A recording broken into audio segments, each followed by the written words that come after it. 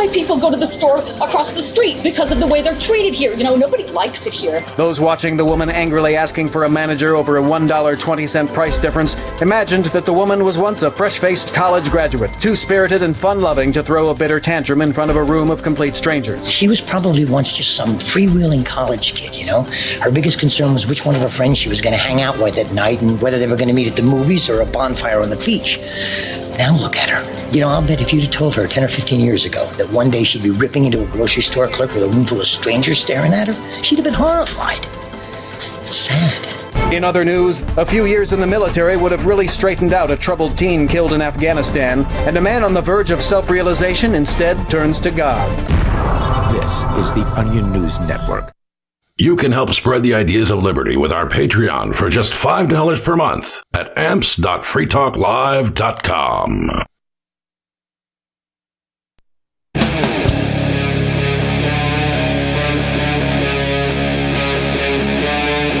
Free Talk Live.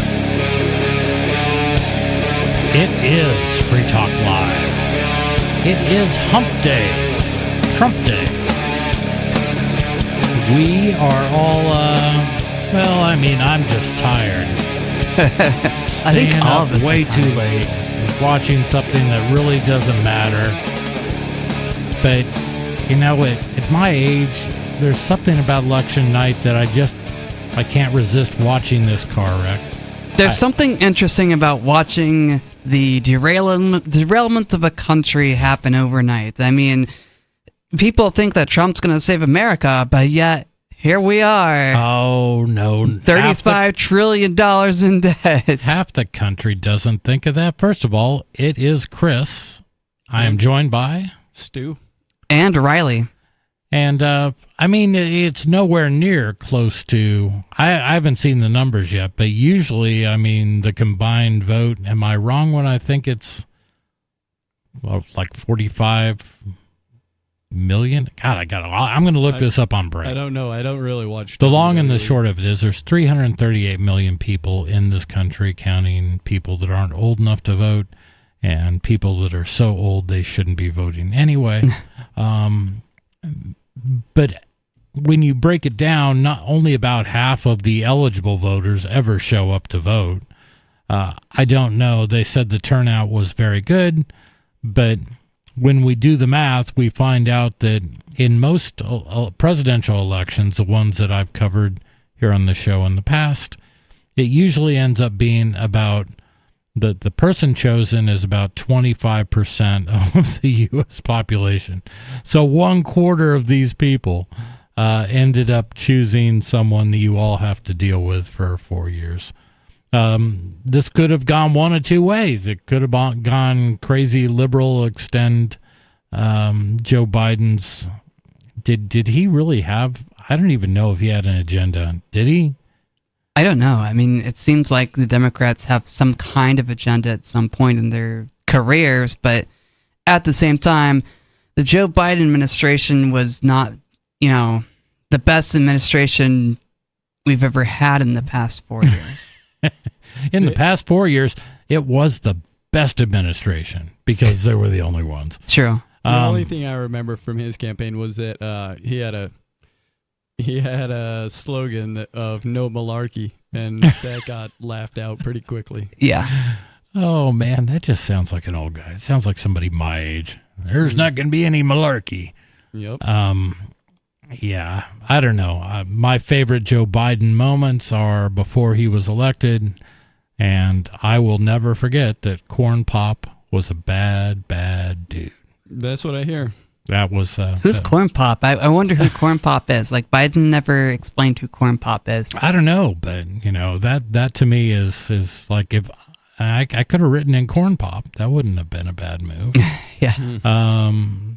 Yeah, it's kind of silly. Trump, I don't think anybody's surprised at, other than Trump is bombastic and loud and brash. He is.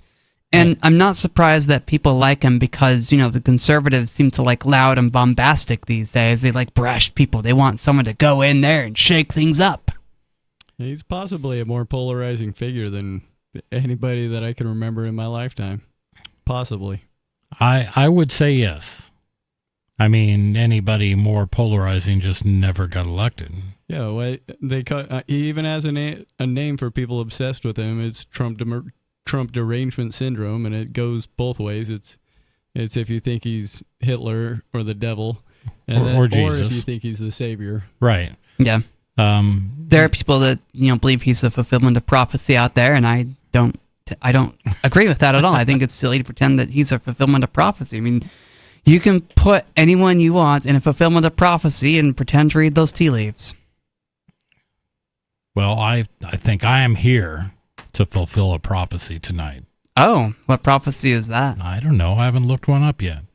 Yeah, I don't know. I think any time people deify or vilify, no, I'll go along with vilify, deify political figures. I just don't. I don't understand that. First of all, as a Christian, I don't get that at all. I don't understand deifying religious figures. I get that. Yeah, I can understand that. Like, these people are not... Like, religious figures and politicians are the same to me. They're just people with titles.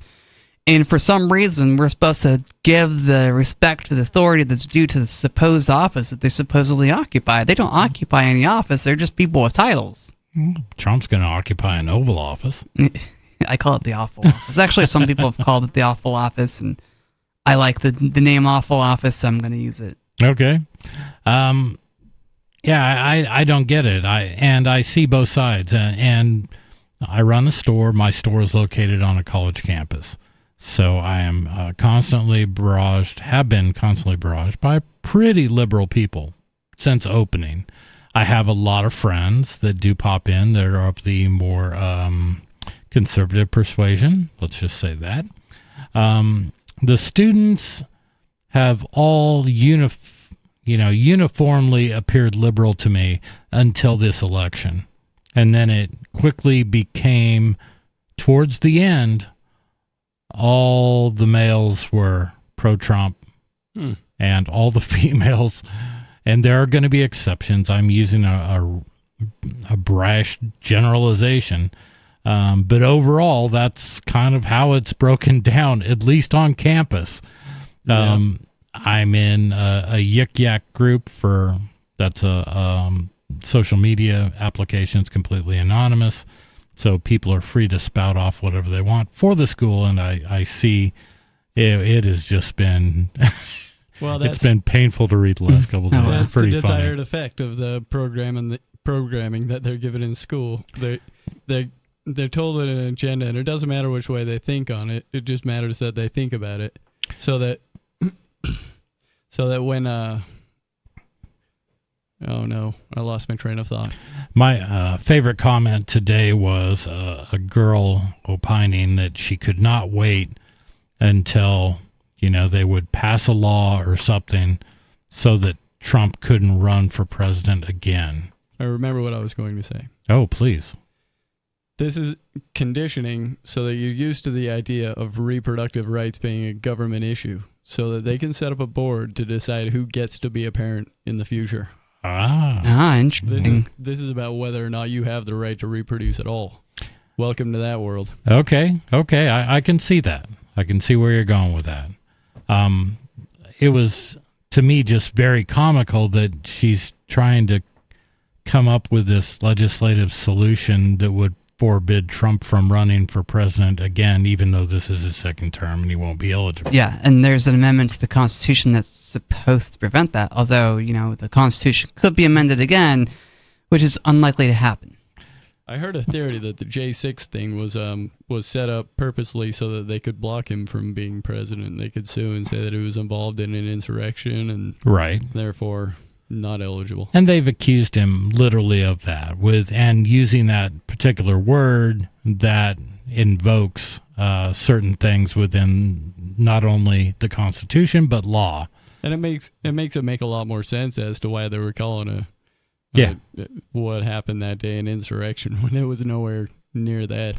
I love the picture of the insurrectionists being they were marching through the Capitol, all of them staying in the lanes of the like the cordoned off area, they were all staying respectfully within their lanes, and I was like, yeah, hell of an insurrection you guys got going on here. Yep, That's most funny. polite one ever. It was, but that's crazy. But yeah, just seeing young people bring up the most ridiculous things. I mean, and the idea that this isn't already a fact, that presidents are only supposed to serve for 2 terms. Never mind the fact that the only time it's gone over that was by a Democrat, Franklin Delano Roosevelt. But somehow Trump's gonna do that and all this, and they are actually debating whether tomorrow whether they will still have access to women's health professionals. Well, he's not president yet, right? Well, Until January. that's part of the point. I mean, they're talking about, they were saying like literally that means today I no longer have access to women's health care. Well, that's really dumb. It is really dumb. My point is it's really dumb. Yep. And it's just ridiculous. And a lot of the guys are just sitting there going, they're trying to refute this stuff, but they're the ones that are saying, come on, I mean, Trump won, and we all need to, kind of be gracious and don't let this keep you from laying me.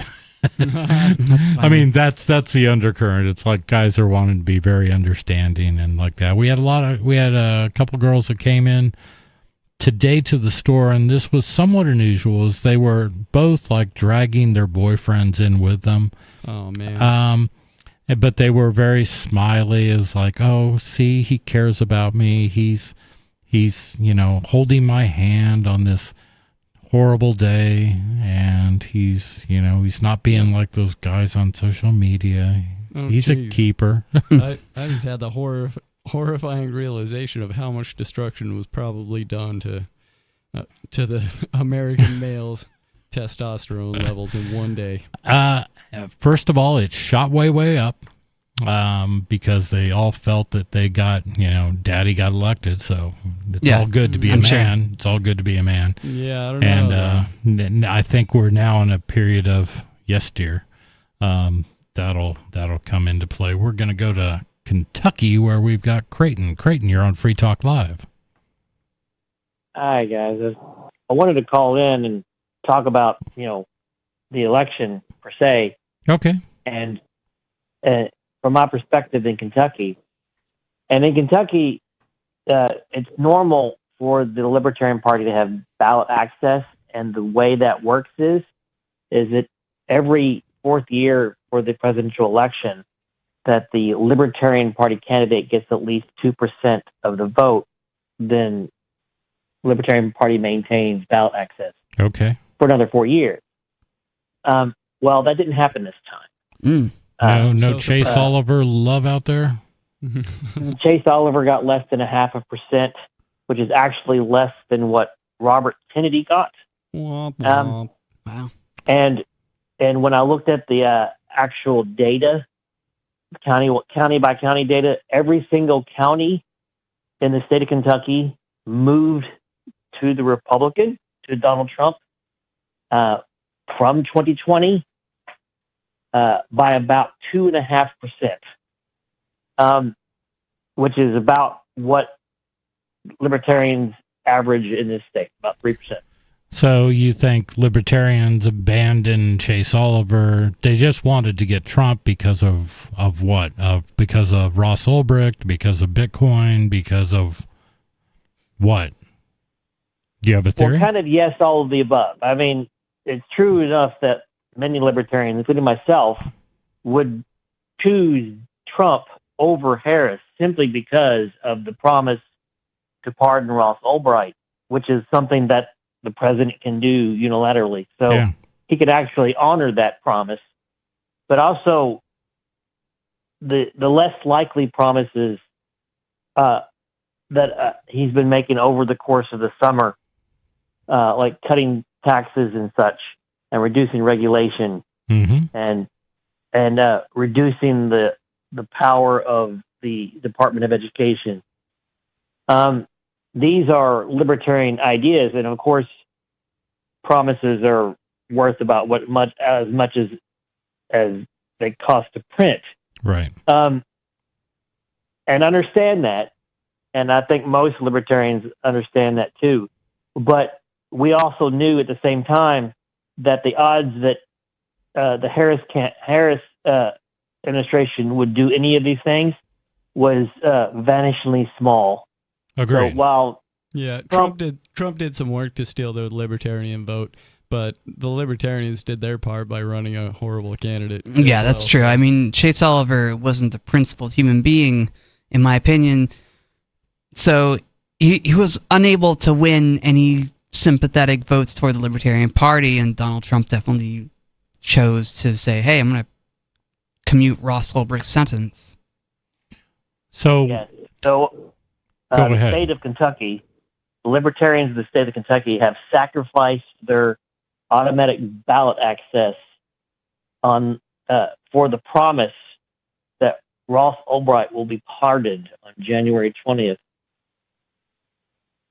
Yeah. I guess you're going to have to vote harder next time. It's a shame, and believe me, I want to see more. I want this to be. I want our elections to be more European, where you've got like 9 different parties on a ballot. Yeah. That's great, and I'd love to see them try to put coalitions together. In one breath, I say that, and in the other end, I just say, what's the point? It's just not gonna matter to me. I'm more concerned with my school board election. But I understand where you're going, and it is a shame when states do gain ballot access and then lose it. New Hampshire's been through that too. You know, we had a Libertarian Party with ballot access for a couple years, but it's tough to sustain. I wish it hadn't happened in Kentucky. I mean, that's what happens when you put up such a poor candidate for, a woke liberal posing as a libertarian. And before that, we had Republicans with pot problems posing as libertarians. We've had a run of libertarian candidates that don't actually qualify as libertarians themselves. That's because they just hijacked the party. I don't know who's the chair right now, but I know Nick Sarwark was not principled, and it's like Ernest Hancock says: once you have a group that starts doing a thing, it becomes more important to keep the group together than it does to keep it about what the group was started for in the first place. Right. The iron law of bureaucracy. Yes. Speaking of bureaucracy, Elon Musk. Why do I say tweeted? He X'd something. What do you call it when you post on that? I'm still going to call it tweeted. Okay, he posted on X. Sounds right. Most right to me. Okay. But it was somebody's post where they had taken all these clips of, this is the most important election because we face the end of democracy, in those very, they're very concerned voices. But they had used AI to edit all these clips to say bureaucracy.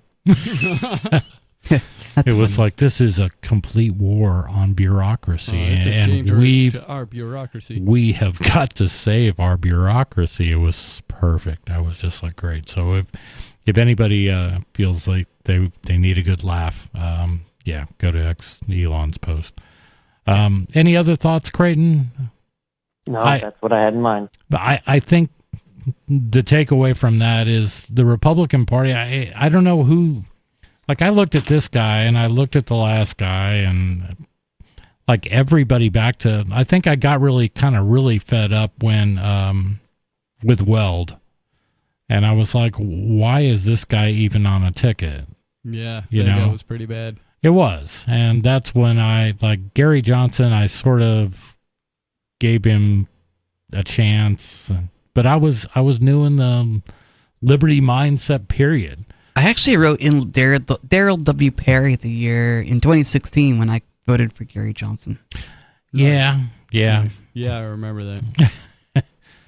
So yeah, I think if libertarians want to gain ballot access and consistently be on these ballots, they have to pick people that are, or convince people that can, first of all, number one, they are actually libertarians, and then can, speak that to people. And I think you got to find a way to make the party immune to that incentive of the bag of money that waves around. Yeah. Because it just gets corrupted every time. Well, money tends to corrupt people at times, and power corrupts people too. So when people want power and money, then they're gonna try and find ways to get power and money through putting out milquetoast candidates. And that's what we get. Creighton, thank you so much for your call. Yeah, I feel for Creighton. I feel for the Libertarian Party. I mean, they're. I feel bad for the people who individuals that have put their work into this thing just to have it turn into what it is. Yeah. And I don't know if, I don't know. I'm not a fan of any political party. No. That's maybe if they brought back the anti-Masonic party, you might get me excited with that one. Anti-Masonic? Yep. The anti-Masonic party? Yeah, it'd be fun. That was a thing. Okay. Well, yeah. But none of these parties are going to ever have ballot access, because ballot access is controlled by Democrats and Republicans who don't want any competition. And that's the crux of the issue. And I wish that more people would wake up to the choice, wake up to the light and see that choice is not a bad thing. And they're going to sit here and complain for the next 4 years about, I can't believe, and Democrats are going to say under their breath, I didn't really like Kamala, but what choice did we have? Yeah. What choice did we ever have? We had to, because we had to stop Trump, and well, you've got him again. But that's a bad, bogus system, and they're going to keep going. It'll be interesting to see what happens in 4 years, to see what the Democrats put up and who the Republicans put up, because honestly, Trump cannot run another term, and Kamala Harris could try again, or Hillary Clinton could try again. But I think the reality is going to be that we're not going to we're not going to know for 4 years what's going to happen. I think eventually we're going to see things shake out a little bit. The Democrats could go completely socialist and put AOC up there, or somebody else. So who knows? Yeah, that's worth talking about tonight too, because I do think, and a lot of people made the point that this was sort of a referendum on wokeness. That this was kind of clapping back against this idea that we have to have a gazillion. Every one of us has to recognize a gazillion different genders, and we have to be woke. That's what put Bush in last time, right? Who knows? I don't know. That was a woke thing that happened before. No way. Right. 603-283-6160 is our number. Give us a call. This is Free Talk Live.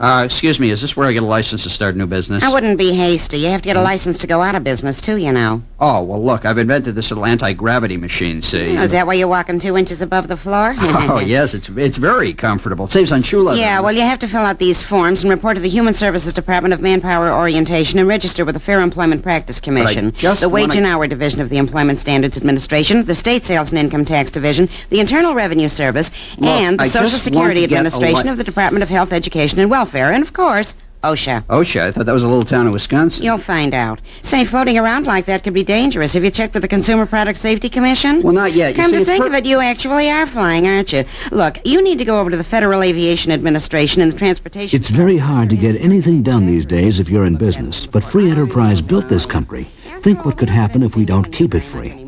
A public service of this station and the Center for the Defense of Free Enterprise, Bellevue, Washington. We just can't have people floating about unregulated, From Feature Story News in Washington, I'm Nick Harper.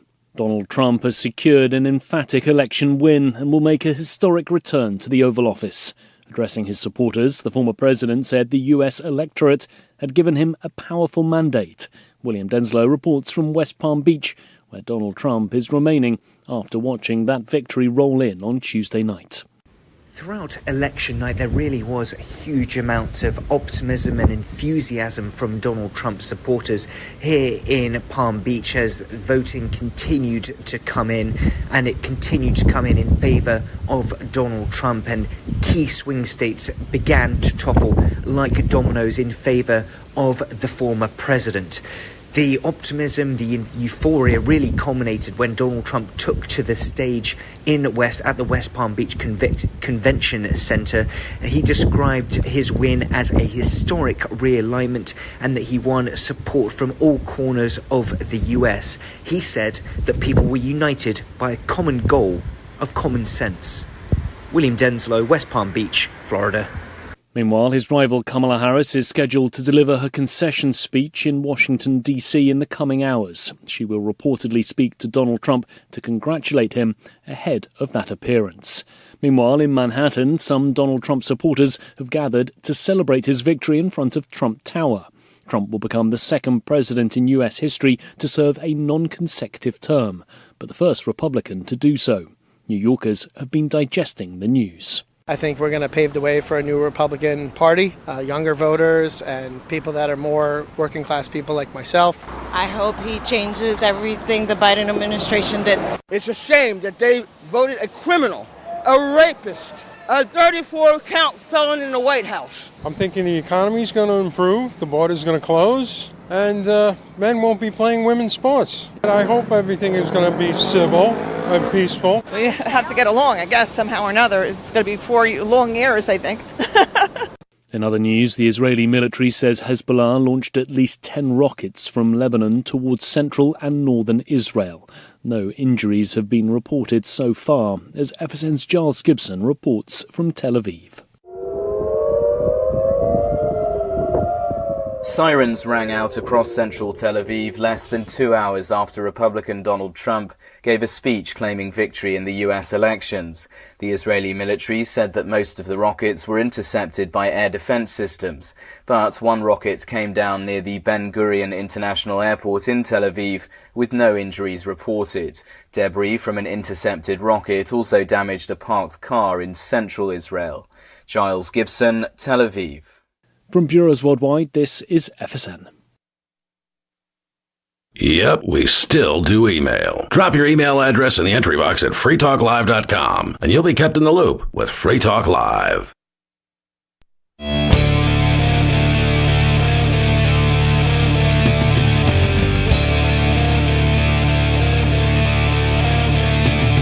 It is Free Talk Live. 603-283-6160 is the number to call to get on the air to tell us what's on your mind, hopefully to bring up something other than the election. I know that got talked about a lot, and I know a lot of people still want to talk about it. But first, I do want to remind you that Free Talk Live is brought to you by Dash Digital Cash. As soon as I find my copy, I'll read the rest of that. In addition to being one of the world's first cryptocurrencies, Dash was the first crypto project with a decentralized autonomous organization that to this day continues to improve and promote Dash. Thanks to the Dash DAO for sending us 32 Dash per month for this sponsorship. It's easy to get and use Dash. You can learn more at dash.org. That's dash.org. In studio, it's myself, Chris. Stu. And Riley. I don't know why I say myself. It's obviously I'm speaking about. I could just say it's Chris. You could. I could. I could save a little airwave. We have been talking election, and one thing that Donald Trump has talked a lot about is, going to get out there and we're going to cut taxes and, we're going to make your lives better and everything's going to be sunshine and roses when he's elected.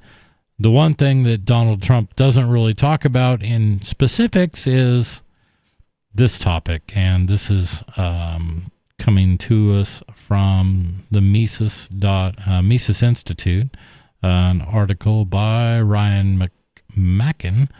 Tax cuts without spending cuts won't reduce the taxpayer's burden. As this election cycle has demonstrated yet again, Democrats are not shy about calling for tax increases. In every election cycle, they call for more and more taxes, whether through corporate taxes or through taxes on unrealized gains. Donald Trump, meanwhile, has pledged to cut some taxes. I say some because Trump has also pledged to raise taxes on imports. That's tariffs. Nonetheless, Trump ran on the idea that he would reduce the tax burden on Americans if elected.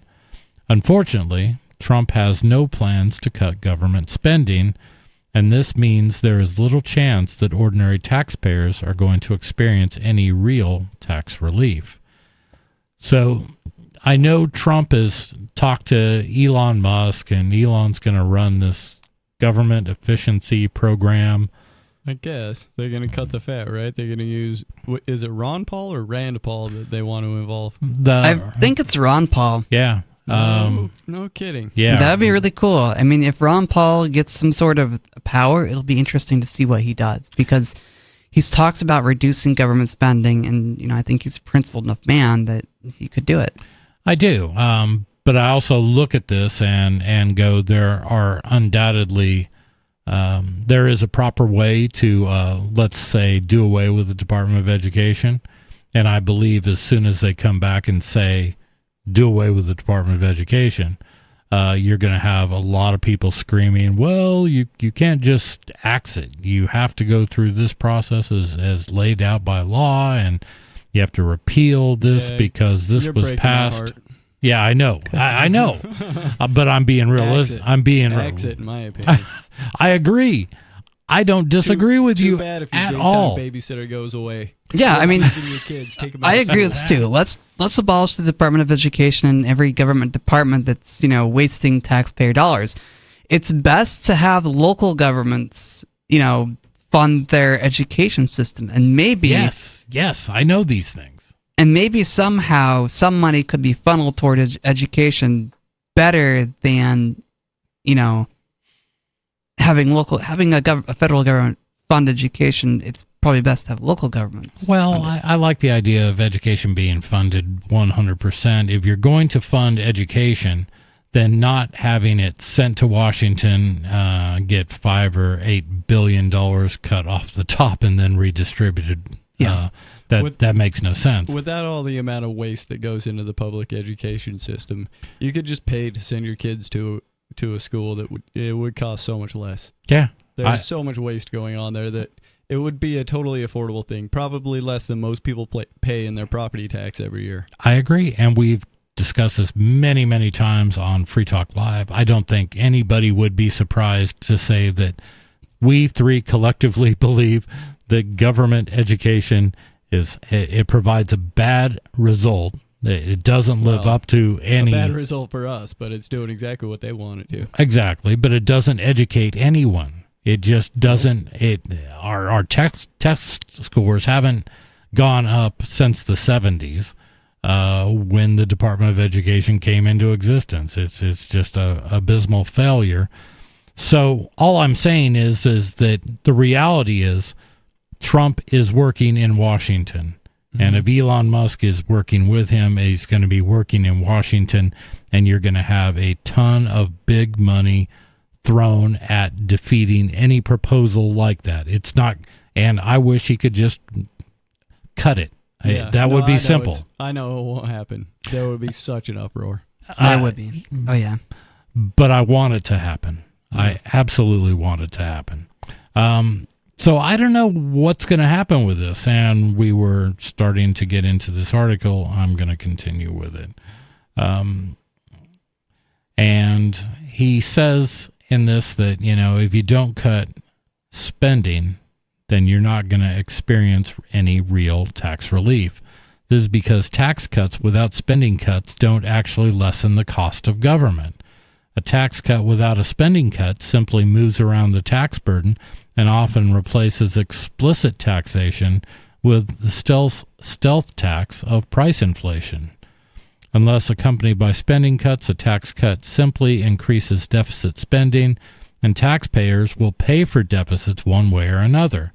Typically, deficits are paid for by using one or more of the following future taxes: present interest payments and monetary inflation. Unfortunately for the taxpayers, when it comes to paying off deficit spending, quote, the future, unquote, is already here. In the 2024 fiscal year, the taxpayers had to pay nearly $900 billion in interest on the debt.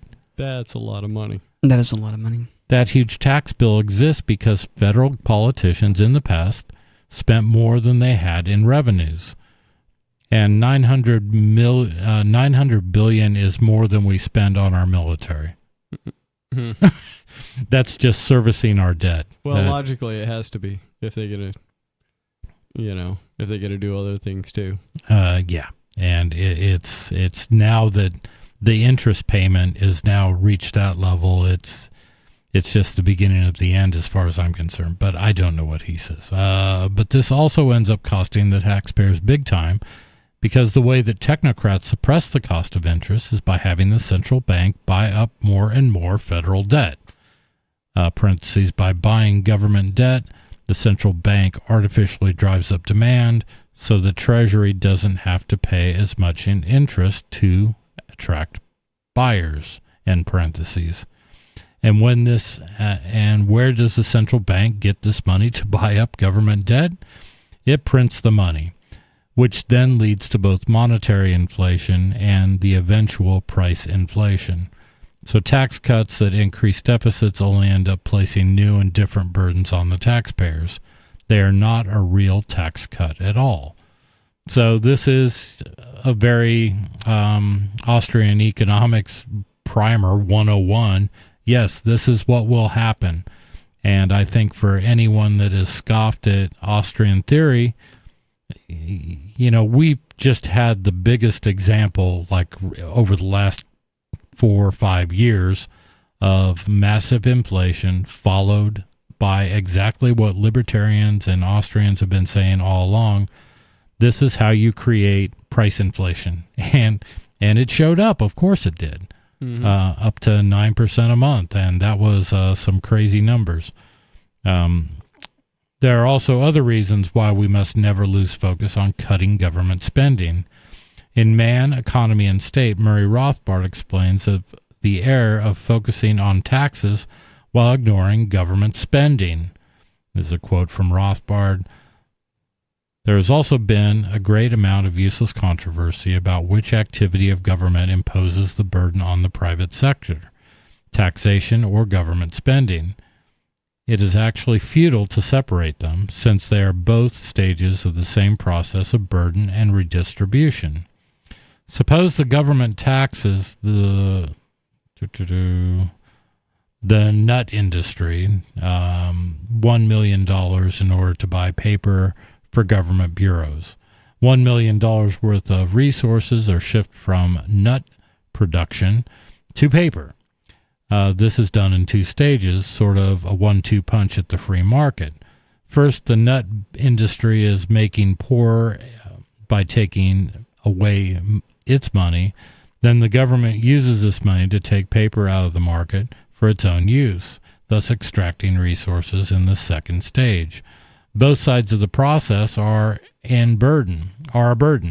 In a sense, the nut industry is compelled to pay for the extraction of paper from society. At least it bears the immediate brunt of payment. However, even without yet considering the, quote, partial equilibrium, unquote, problem of how and whether such taxes are shifted by the nut industry onto other shoulders, we should also note that it is not the only one to pay. The consumers of paper certainly pay by finding paper prices higher raised by them. So in this example, he just spells out exactly how this works. If you're just printing paper or if you're shuffling money around, in the end, there is always a consumer that ends up paying more. And I couldn't think of a clear example of this occurring, and it happens all the time. We're going to go to the phones where we have an anonymous caller from New York City. Yeah, New York City. New York City. Anonymous caller, you're on Free Talk Live. It's your boy. And I scoff at Austrian economics. And you know what? Money printing isn't the main culprit for inflation. How Price exactly inflation. is scoffing done? I wonder. Huh? I don't know. Oh, it's like But that. yeah, I scoff at all their theories. All their theories are bullcrap. Are you shouldn't listen to spitting on Austrian that business cycle thing? theory. You shouldn't listen to Austrian business cycle theory. It's Well, I'm false. certainly not going to listen to It's- you it's because you've in- never made a point that makes any sense in all of your. Well, calls. you just keep interrupting and you're not listening. That's to the because we point don't I'm believe making. you. If you did, if there was someone actually fact checking your butts, you would actually see I always have valid points. Sure. They're always sophisticated No, you that are can't levels make a beyond a logical connection libertarian about things that comprehension. make any sense. No, but you got to think about it. Money printing is neutral.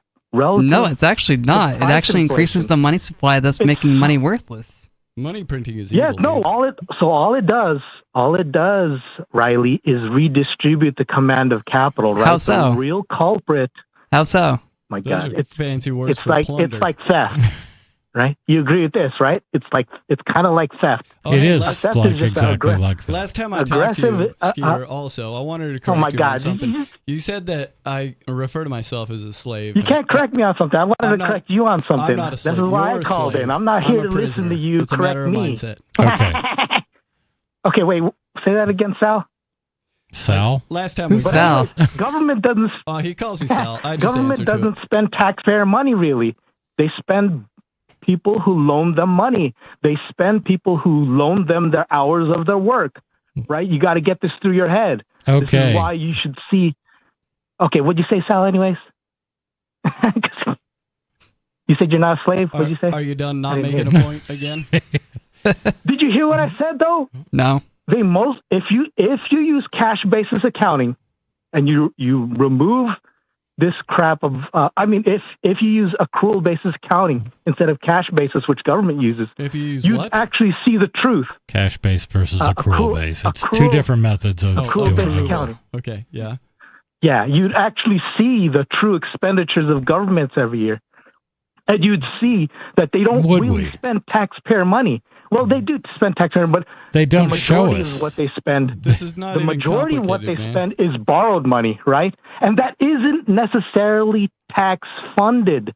No, but the government has very $900 billion we're Here we paying go with every their year options on the again. interest, do you disagree with that? Right, they wouldn't Say that get, again? They wouldn't Right get that now. money lent to them unless they could make I can't good on listen that when I'm being interest. interrupted. All I'm saying is that right now we're paying $900 billion a year, more than we spend on defense, on interest payments on the How are debt we- that's how been are we accrued necess- so far. How is it that necessarily translate to the taxpayer funding that interest payment? Because It the isn't. government promised the bank that they would. It isn't. Yes. No, it goes on the government balance sheet. You don't even know how to identify your enemy. Your enemy is the government balance sheet, right? No. And the taxpayer doesn't necessarily fund the debts. They Get that through don't your- because let- they let don't that collect sink in. enough money. They can't- don't. They have very little power to raise tax revenue. Remember, Yes. you mentioned the Laffer curve. No, it's politically the only- suicidal to do it, to even talk about it. The only way to kill a parasite is to kind of hurt the economy, right? The parasite gets bigger when the host gets bigger. That's the only way it can really raise real revenue. Okay, It I got can't to raise interrupt revenue real by quick. raising I tax rates. got to interrupt real quick. Is your my whole God. point of all these gazillion phone calls, is it just to advocate for a system that falls apart as fast as possible? Are you advocating for the demise? I'm advocating for the most efficient way to the most efficient system. And if you look at even history and you understand real economics instead of listening to Austrian economics, right? Which I is just told you real- a very profound point that the main culprit in inflation is inefficient spending. It is not money printing. Get that through your head too. I'm trying to get an answer from my question. What is the most efficient method? Tell me that.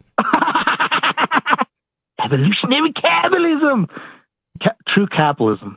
A pure market system. Yes. Where money's refined, where money's perfectly evolved to reputation with no privacy, and people spend so in this case, profit becomes purely moral. So what's your reputation like? This is where your universal answer to morality comes from, Chris. This is what you're searching for. Evolution wants morality. It's our moralities to converge to pure profit. Okay, man. You were doing good there for a while. Skeeter, have a good night.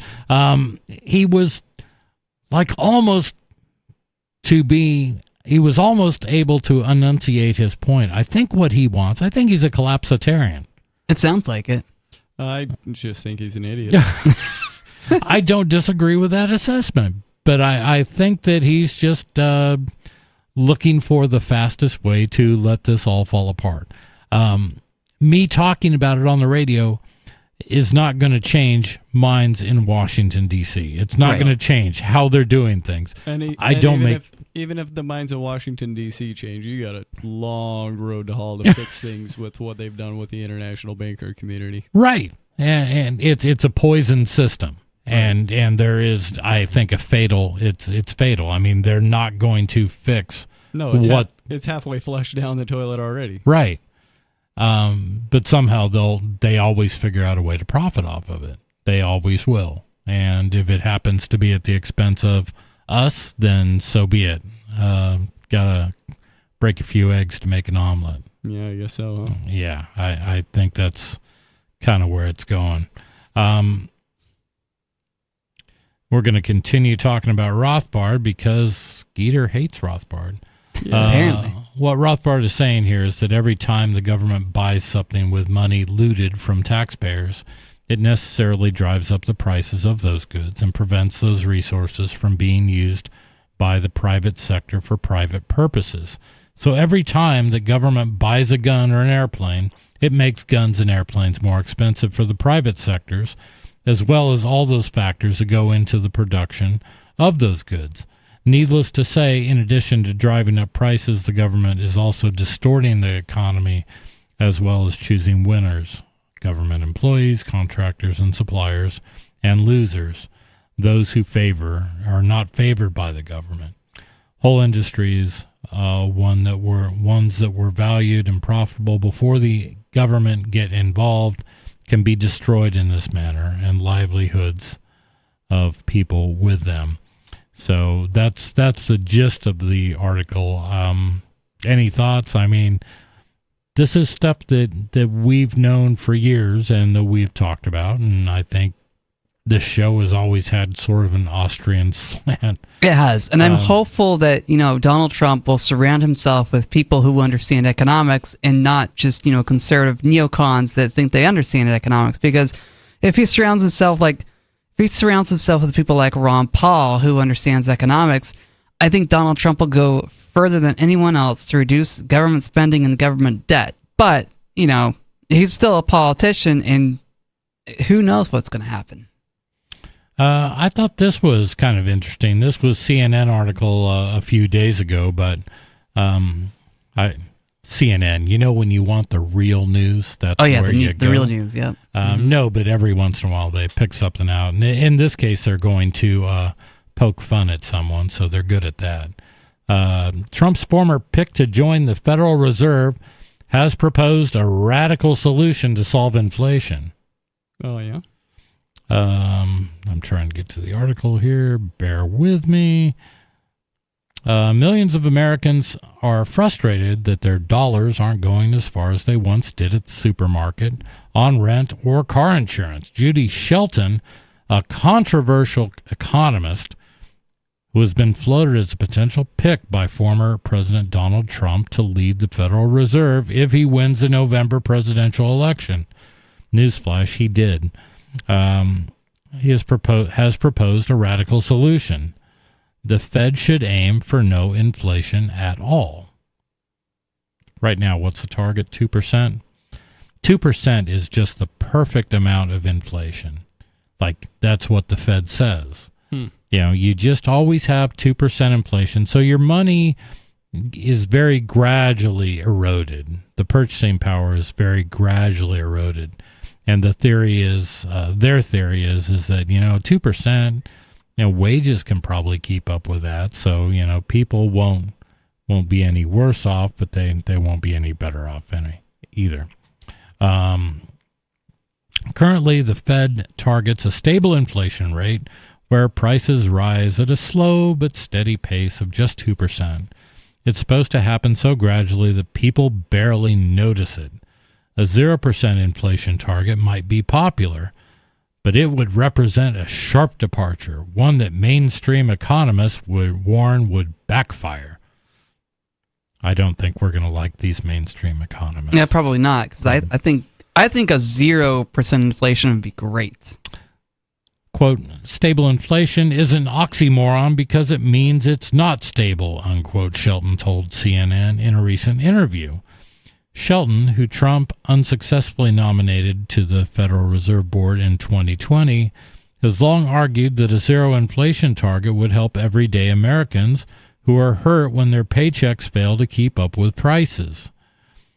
Quote, why not just go all the way and make it zero and make life much less complicated for all of us who have to use the dollar and constantly express things in terms of inflation adjusted, unquote, said Shelton. Why not go 2% deflationary?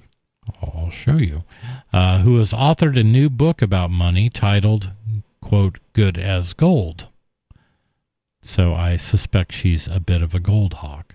I think it's a bad idea. It's misguided, Mark Zandri, chief economist at Moody Analytics, told CNN. The biggest concern voiced by Zandi and others is that zero inflation is uncomfortably close to deflation, the falling price environment that freaks out economists and central bankers alike. What? Why is it falling? They can't imagine a world where deflation occurs, and they blame most of the problems in the 1800s with crashes and stuff like that on deflation. 603-283-6160 is our number to call. Get on the air. Tell us what's on your mind. This is Free Talk Live.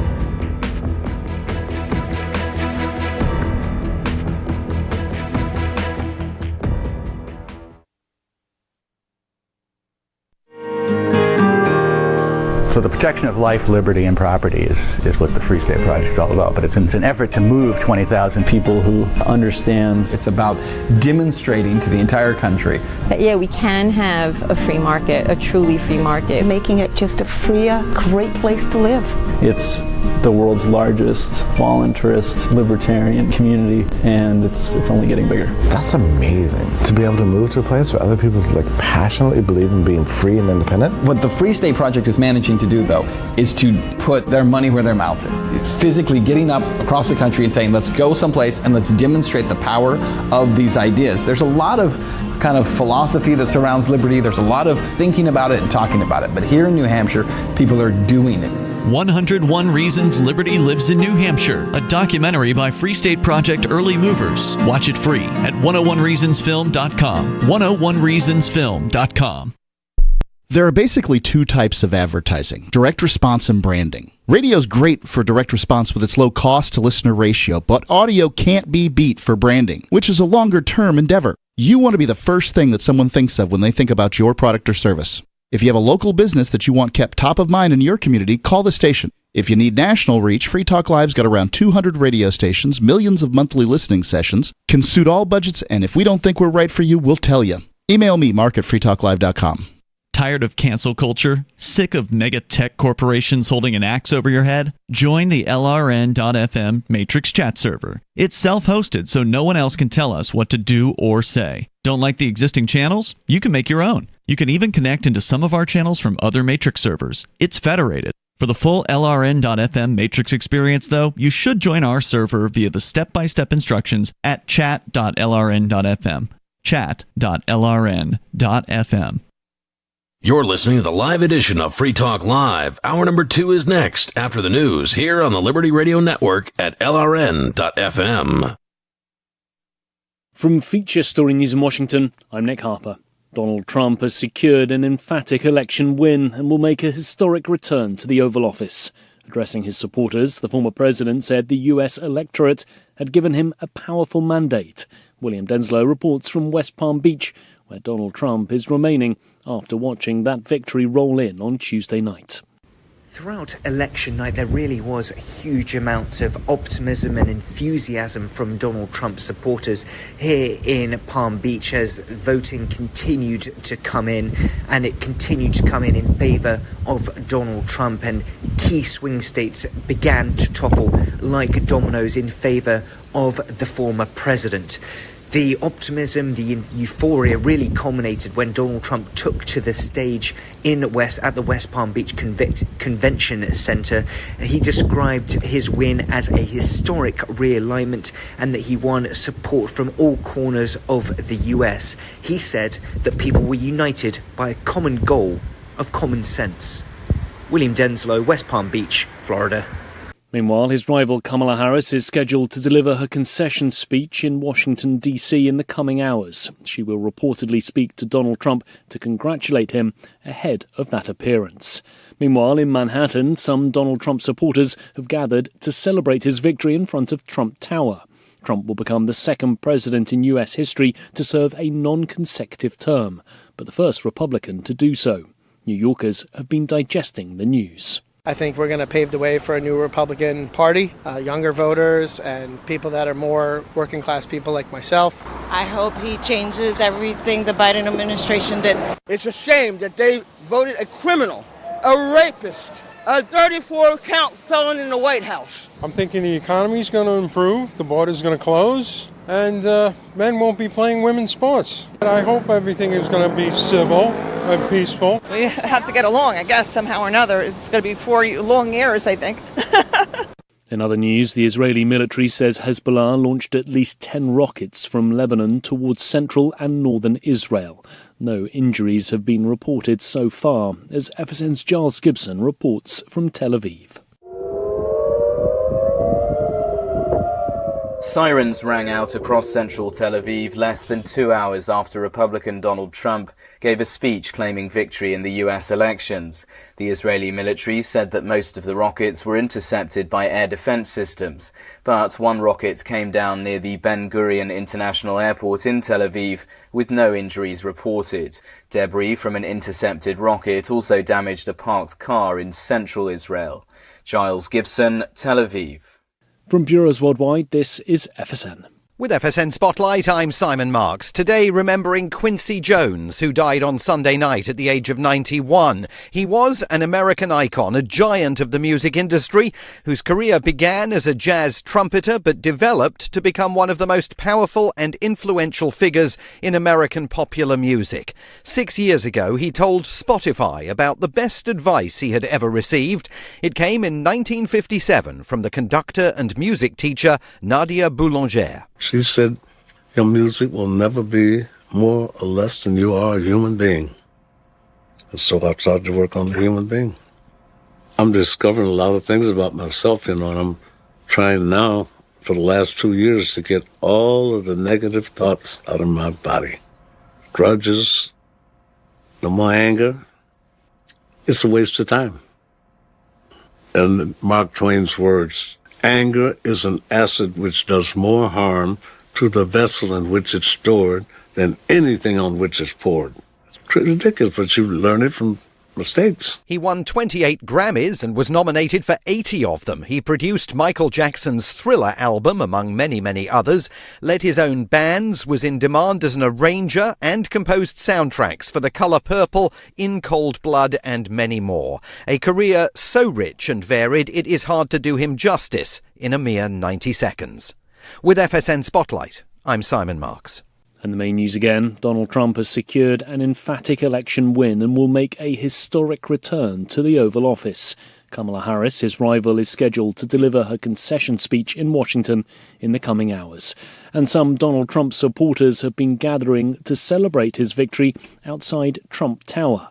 However, the country's digesting the news of what a second Trump presidency could bring. There's more from us on X at Feature Story. That's Feature Story News. Nick Harper reporting.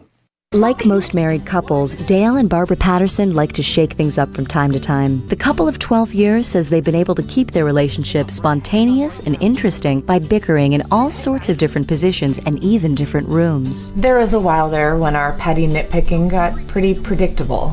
Dale would finish harping on some stupid bullshit first, and before I had time to get a word in, he would just let out a groan, roll over, and fall asleep. Now he really takes his time ripping me a new one over every little thing. Maybe we'll just pounce on each other the second we get home from work in the evening. And then just go right back at it in the morning. I mean, sometimes we'll look at each other directly in the eyes when we're having an argument. Other times she turns her back on me and I just scream at her from behind. We're not exactly shy about doing it in public anymore. Dale gets pretty worked up when there are people around who could be watching or listening. I still can't believe you forgot. Not now. Oh, come on. I said not now. Oh, what? Don't even. Don't even what? I asked. This is the Onion News Network. Got Telegram? You can follow our channel there and discuss show prep with other listeners at telegram.freetalklive.com.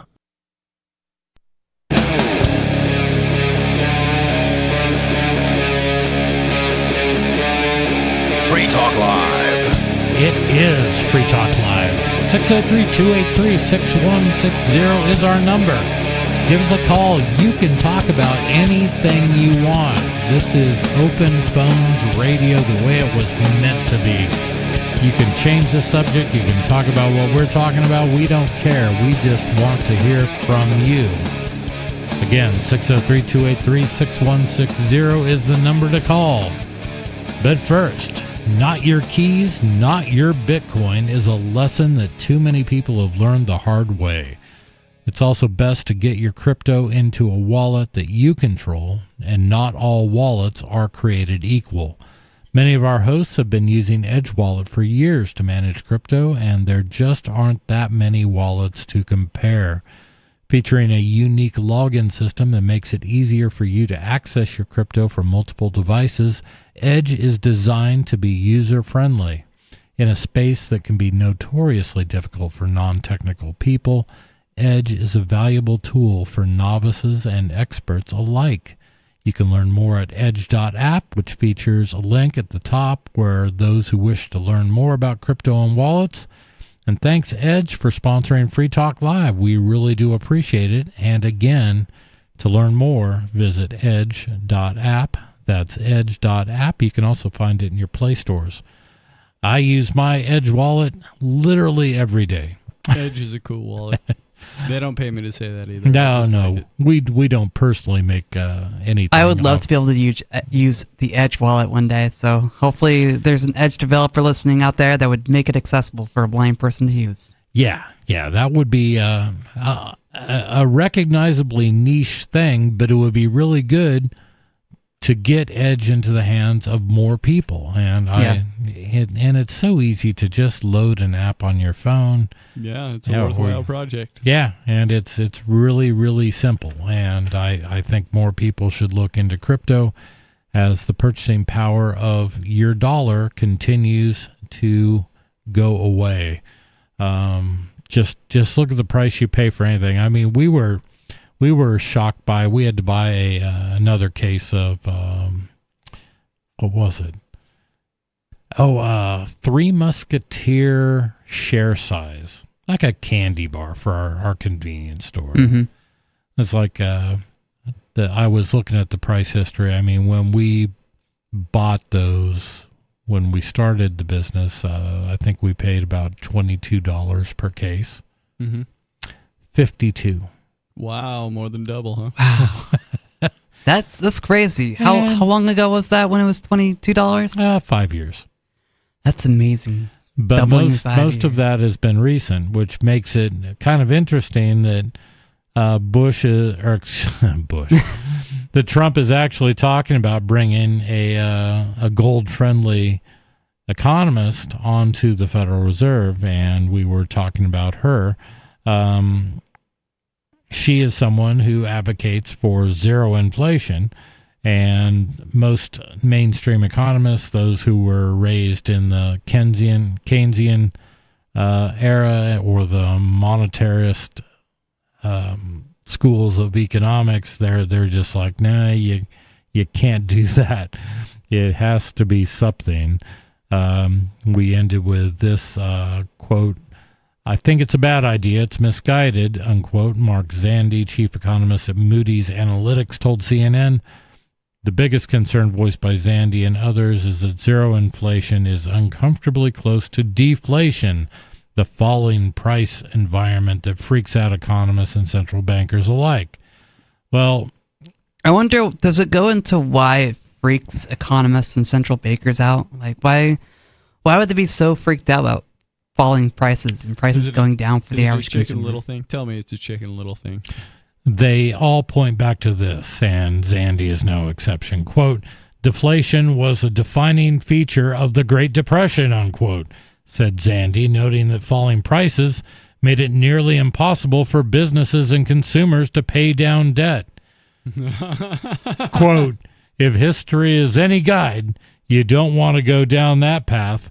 It never worked out well," unquote. Well, Heaven forbid people should pay down their debt. Oh, no. These are all things when you're looking at a centrally controlled economy, which never works. And we've been living under this since 1913 in earnest with the advent of the Federal Reserve. And that's the only world these people are aware of. They aren't aware of natural business cycles that the Austrian school was founded on studying, which was what happened during all the booms and busts leading up to the advent of the Fed. First of all, they weren't booms and busts. Areas would experience a panic. It would rarely be more than regional, and it rarely lasted longer than 2 years. This was due to either a bank failing or, say, crops just didn't come in. Say an area that grew lots of corn had a couple years of bad corn crops, and then money got tight and it screwed things up. But left alone in a free market, these things just work themselves out. That's what's amazing about capitalism. It just solves problems. But that wasn't sexy enough for the money managers in the big banks, and they wanted something that would make them a lot more money. Well, yeah, they can't reach into your pockets as easily if that's what the deal is. And, even in my life, banking was just this boring job.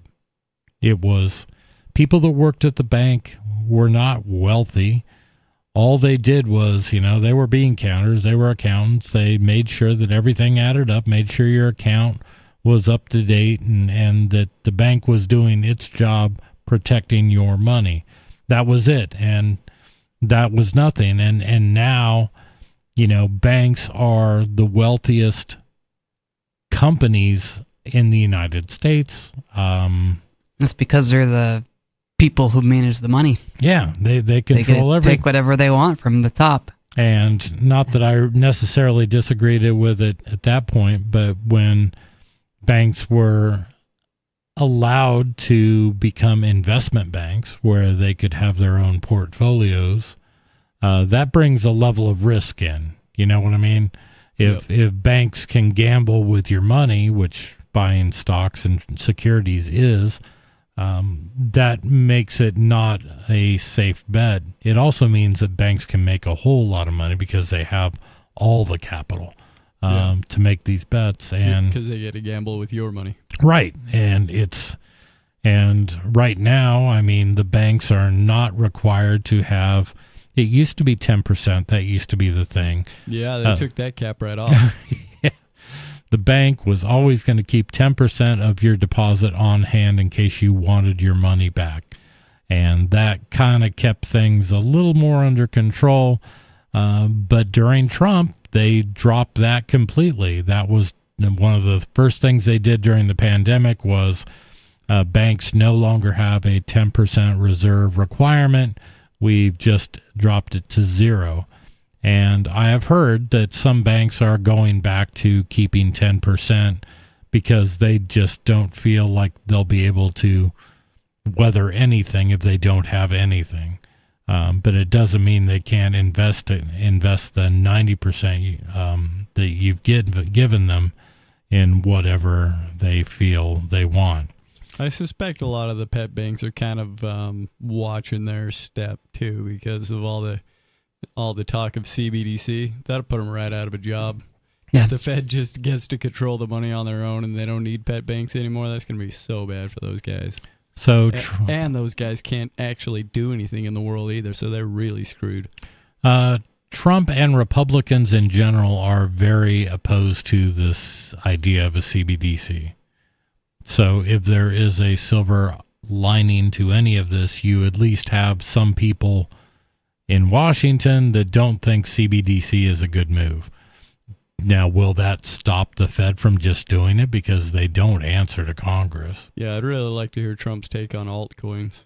Me too. I also think it'd be interesting if, the Federal Reserve made the economy look good for, the Harris administration going, or the Biden administration going out, Harris administration going in, so they could say, look what the Democrats have done.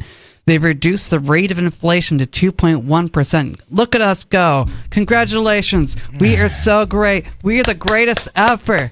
Are you saying that the Fed is political? I'm saying they are. And what they could do is make Trump look good for a bit and then all of a sudden crash the economy. It's been known to happen. They could do whatever they want. I don't know. I think that they're going to come up with a way to make money off of, regardless of who the president is, in this case Trump, they'll make money like they made money off of Trump last time. So I don't think it matters to them. Yeah. They're going to manipulate it however they manipulate it. Yeah, they're running this one into the ground, and they're almost there anyways. A spiral with no end, where this story continues. Although deflation might sound amazing to consumers, quote, who doesn't like discounts, unquote. In practice, falling prices cause people to delay buying stuff. Why is that a horrible thing? Yeah, well, they say that saving money is a horrible thing, too. They don't want you saving it. Right, but that's all this is focused on is, what do you mean they're not out there spending? That is the biggest concern of deflation, that you don't want people holding on to their money and waiting for it to grow. Right. They want people always spending and stimulating the economy. Well, it's nice. It's nice to have people saving money and not overstimulating the economy. Yeah. Yep. People having savings does good things for the economy as well. Not under this current monetary thinking, and it's asinine. After all, why spend $300 on a grill today if you think it'll be cheaper in a few weeks? And those delays can force prices to fall further. Oh no. Causing even more delays. Rinse and repeat. This is the horror that is deflation. Yeah, Quote, then we might have an actual price discovery and pay the true price of things, which would probably be like 5 cents a pound for wheat. Exactly. Quote, deflation can become a spiral with no end because there is no way for monetary policy to counter it. Yeah, I'm sorry, but it is one of those things that you can't micromanage, but that's their fear. Said Justin Wolfers, a University of Michigan economist who has endorsed Vice President Kamala Harris. Imagine. Surprise. In fact, one reason the Fed set its inflation target at 2% is because it's safely away from that deflation danger zone. Another reason, researchers suggest that official measures of inflation are wrong. They maybe overstate actual inflation. Do you feel like inflation's being overstated? I don't. I think it's being understated, honestly. Of course it is. Quote, it's a little bit like walking along the edge of a cliff. A zero inflation target would mean a path right on the edge. A 2% target means a few steps in from the edge. That's safe because if something does go wrong, you won't fall off the cliff, unquote, Wolfers said. Grab a rope and let's go. And this thinking has been around, and I can't count the number of times Keynes has been disproven and all of his theories disproven, and now we're in the post-Keynes world where they're just taking, I guess, the best parts of Keynes and adding some monetary monetarist theory, some Chicago school to it. It's still not a free market, and that's what they fear. Bill English, a Yale University professor and former top official at the Fed, said deflation can be hard to escape because eventually the Fed runs out of room to cut rates. Why is the Fed involved in rates at all? And this is an Austrian question forever. I mean, why would they ever need to bother? Just let banks price money for what the demand is, and there's your interest rate. Yeah, I agree. Well, because that'd be great way to do it. Because the banks are always running themselves on such thin margin that they have to go to the Fed to shore themselves up. Right, despite being worth billions and in some cases trillions of dollars. Banks, Yep. The Fed has never dropped rates below zero, not even during the Great Depression. Quote, policymakers want a buffer relative to the zero lower bound. 2% is a reasonable number, English said. Shelton dismissed the deflation fears and the impact on consumer psychology. Quote, you can have a healthy economy with some mild deflation, and I don't think it affects people's decisions, unquote, Shelton said. Quote, I think we need to trust supply and demand and let people respond to those price signals and not feel like we're controlling their behavior. Yes, exactly. Inflation's path in the past half century, the overall consumer price index rose on average 4% from 1970 through September 2024 in the decade before the pandemic. From 2010 to 2019, that annual rate averaged 1.8%. So what they're just saying, see, it's really under control now. It's hardly the first controversial position taken by Shelton, who has called for a return to, brace for it, the gold standard, and has in the past attacked the Fed's independence. Quote, President Trump announced a Trump-Vance transition leadership group to initiate the process of preparing for what comes after the election. But formal discussions of who will serve as in a second Trump administration is premature, unquote. Stephen Schwang, Trump's campaign communications director, said in a statement. Quote, President Trump will choose the best people for his cabinet to undo all the damage dangerous liberal Kamala Harris has done to our country, unquote. But even some of Shelton's biggest fans are opposed to our embrace of a zero inflation target. Stephen Moore, a senior visiting fellow for the Conservative Heritage Foundation, told CNN in a phone interview that he has privately urged Trump to consider appointing Shelton to replace Fed Chair Jerome Powell when his term expires in 2016.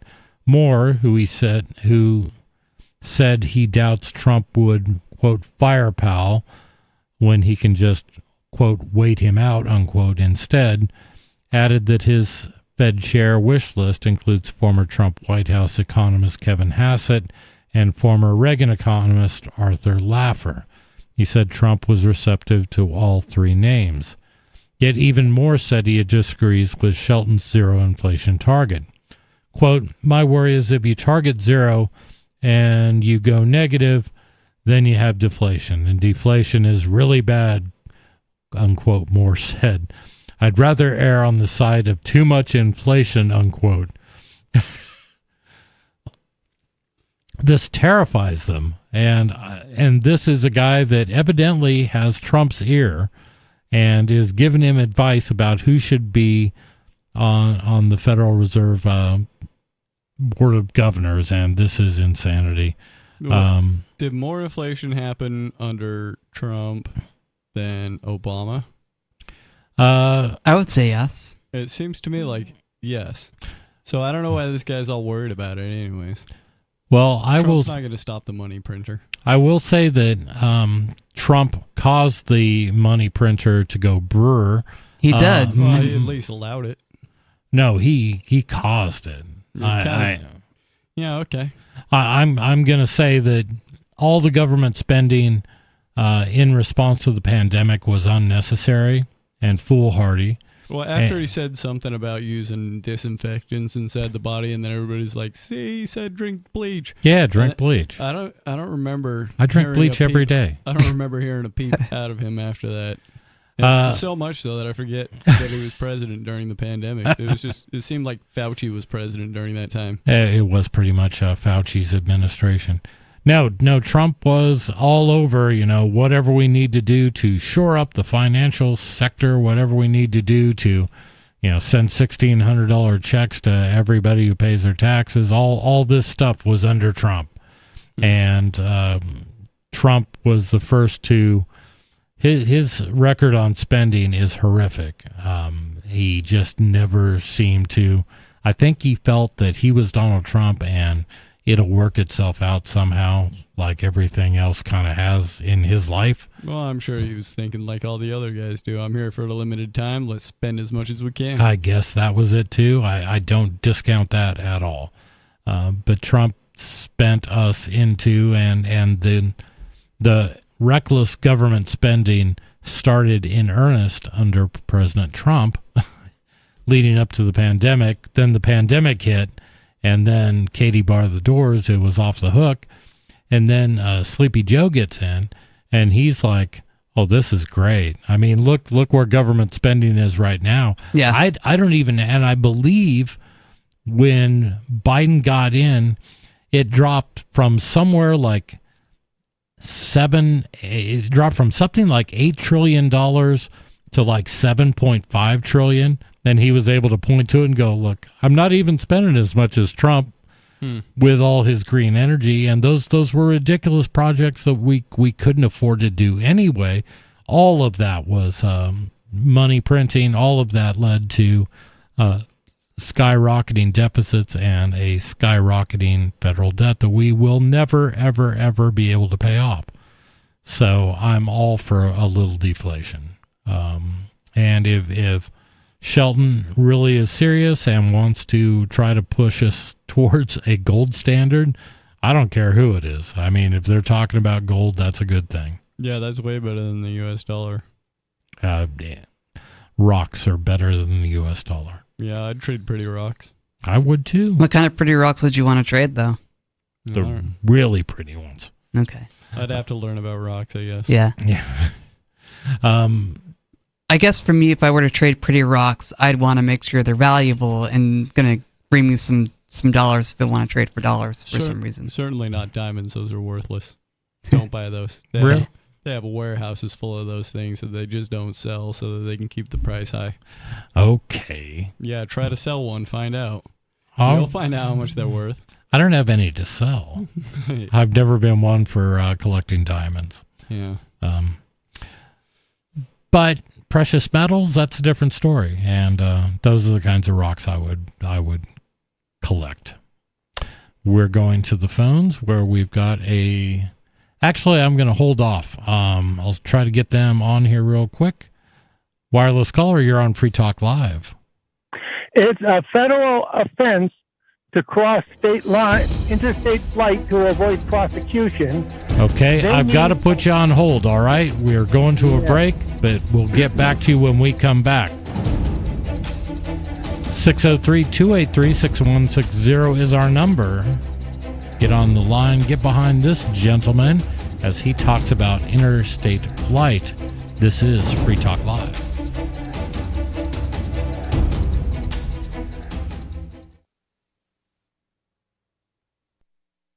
If you're looking for work, there's a piece of paper more important than your resume. It's the cover letter attached if you're snail mailing, or the email to which you attach your resume. Make it 4 short paragraphs. Paragraph 1, say that you're applying for work. The person you're sending to gets a ton of mail about all sorts of things. If you have a password, that's your first sentence.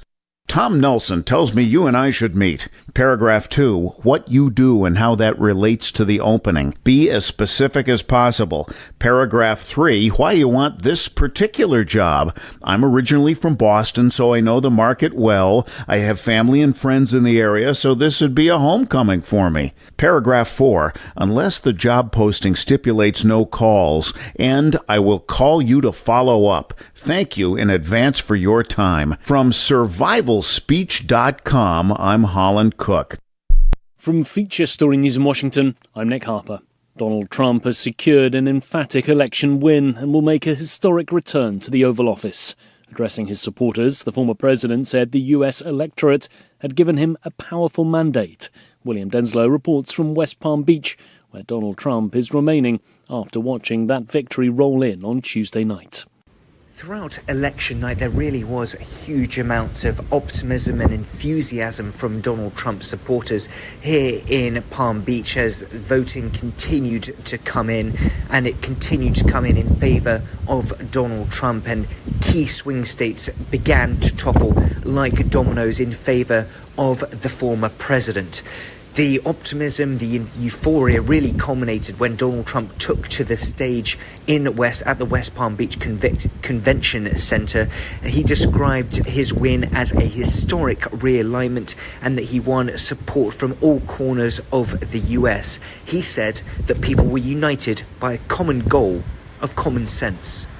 William Denslow, West Palm Beach, Florida. Meanwhile, his rival Kamala Harris is scheduled to deliver her concession speech in Washington, D.C. in the coming hours. She will reportedly speak to Donald Trump to congratulate him ahead of that appearance. Meanwhile, in Manhattan, some Donald Trump supporters have gathered to celebrate his victory in front of Trump Tower. Trump will become the second president in U.S. history to serve a non-consecutive term, but the first Republican to do so.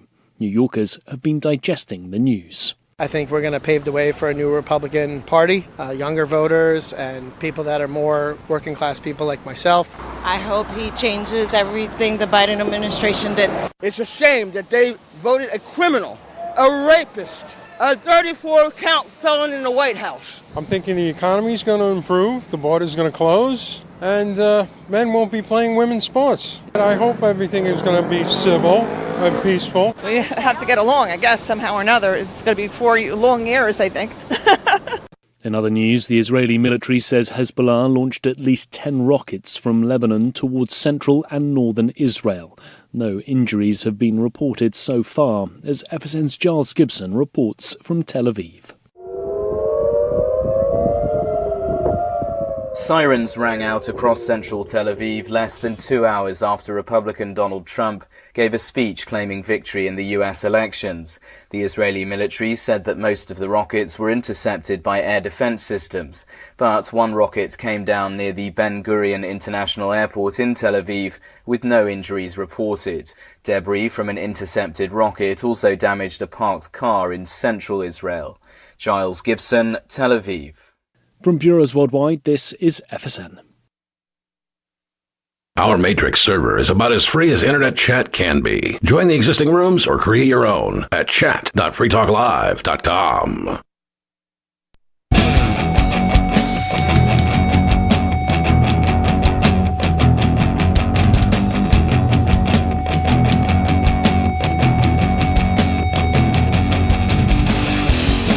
It is Free Talk Live, 603-283-6160. We've got a couple callers that have called that number that are waiting patiently on the phone to get on the air, and we're going to get to them as soon as our dump button builds up enough time. But we have been talking about all kinds of stuff. We spent kind of the first hour talking about the Trump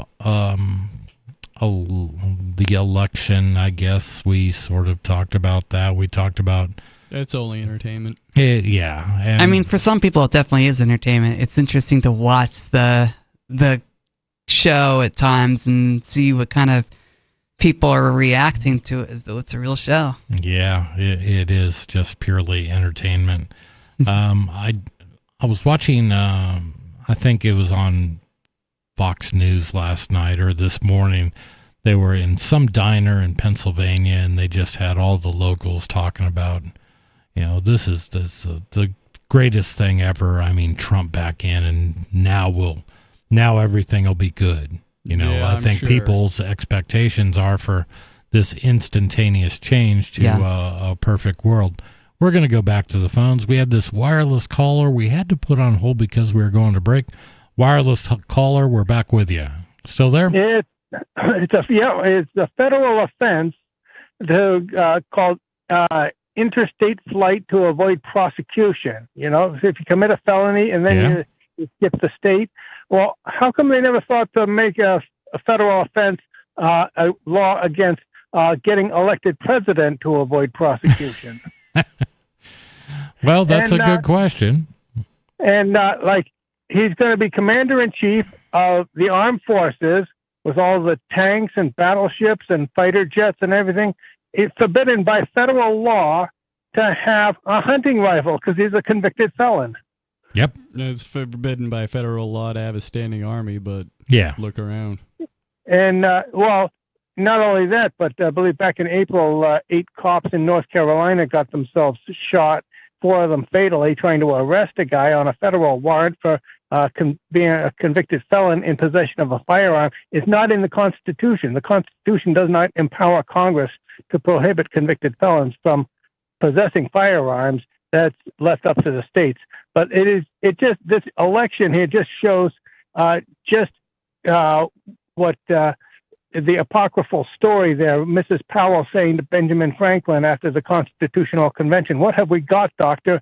A republic or a monarchy?" And Benjamin Franklin replying, "A republic, madam, if you can keep it." And it's obvious that, a bunch of fat, ugly old ladies that watch soap operas and play bingo and read tabloids and don't know the metric system cannot be expected to elect only those federal candidates that will adhere strictly to the doctrine of enumerated powers. I don't think any of them have. No, maybe they should have gone with the monarchy. Yeah. So what they got to do, is open the borders and let all the immigrants in. And then they have to get jobs. And if it's the economy, just abolish the zoning restrictions, and immediately you'll have plenty of jobs in demolition and construction. You need states to pass a law saying no city or town shall impose any zoning restrictions. They're all null and void. And then plenty of jobs in demolition and construction with a glut of latest code housing on the market that will drive rents down.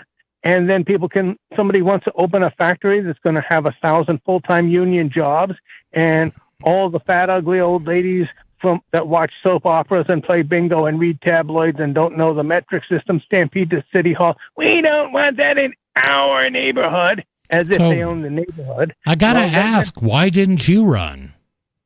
Well, I ran for Congress on the Republican ticket in 2024. Okay. For the U.S. House. I didn't run for the United States Senate for the simple reason that New Hampshire does not have a U.S. Senate race, as I found out when I got to the State House. Oh, yeah, that's right. Okay, so I guess I'll run for House then, save myself $50 that way. Right. There you go. So, but when the locals complain that there's going to be traffic on the street, it's okay for them to use that street just about every day, driving to work and driving everywhere, but it's not okay for other people to do it. What they got to do is we need free markets in real estate. We need free markets. Go back to the gold standard, or at least suffer people to use the gold standard in their transactions. Agreed. And that way, yeah. Well, since you bring up zoning laws, maybe you don't know, but that's actually UN agendas stuff. It came out of a lot of that was developed by the Nazis at the height of their heyday, and the UN basically has all of that standardized. So I think you'd have to convince them to ease up on all the zoning stuff. Well, just back out of what was it, Agenda 21? I don't know. I think Agenda 2030 now. Yeah, well, they got. I know, but like back in the day, there was. Yeah. They got all these agendas. They don't move the date. They're not like, oh, we're behind schedule, we'll move the date. They just have different agendas for different years. But there was one that spoke very clearly about how we were going to rezone the world, and the U.S. was party to that. And of course. it's a bad idea. And so if Trump likes to get us out of deals that he thinks are bad deals, maybe between Elon and Ron Paul, they can convince him that that's a bad one too. You know, if he got us out of the UN, I might actually start watching this show again. Right. The zoning restrictions, let me point out, the zoning restrictions, they designate part of the town as residential and part of the town as commercial, and that means you got to have a car, and you got to drive it around everywhere and pollute the environment and let the oil companies get rich, especially when they go around and plowing the snow off the street onto the sidewalk and leaving it there to make way for people who matter, and putting up traffic lights without crosswalk lights, because who cares about somebody that isn't driving a car? And when you finally manage to earn a paycheck without owning a car, you go to cash it, the bank is closed. Oh, but the drive-up window is open for persons who matter. And then, okay, so you go up to the drive-up window. I'm sorry, we can't serve a walk-up. Oh, but my box truck won't fit under the canopy. Oh, you're somebody that matters. Oh, man. I'm not supposed to do this. But I guess since you're somebody that matters, since you're have a vehicle, customer, then I guess I'll just go ahead and do this anyway. You know. Excuse me for just a moment. Out of an abundance of caution, I haven't heard you take a breath yet, and I'm going to give you time to do that. But thank you so much for the call. I think it's Tom from New Hampshire. Okay. I think I've had him before. Yeah. We're going to Jet. Jet, you're on Free Talk Live. Yeah, hi. I voted. Oh, I'm sorry. For the first time in decades, only for the reasons of, the Ross Ulbricht promise and his views, his changing views on crypto. Yeah, I think a lot of liberty-minded people did pull the lever for probably the first time in a long time. Yeah, I was also listening to Saturday Night, and Bonnie accused me of being an anarchist. And as a devout Christian, I prefer to call myself a voluntarist. Okay, that's okay. I don't think she meant it with any offense. Oh, I know. Just joking. Well, and I don't understand why pretty much any real Christian is not voluntarist. Well, they're serving two masters. And they don't understand it. What I'm saying is that, they attempt to put more than one master in their life, and that to me completely unbiblical.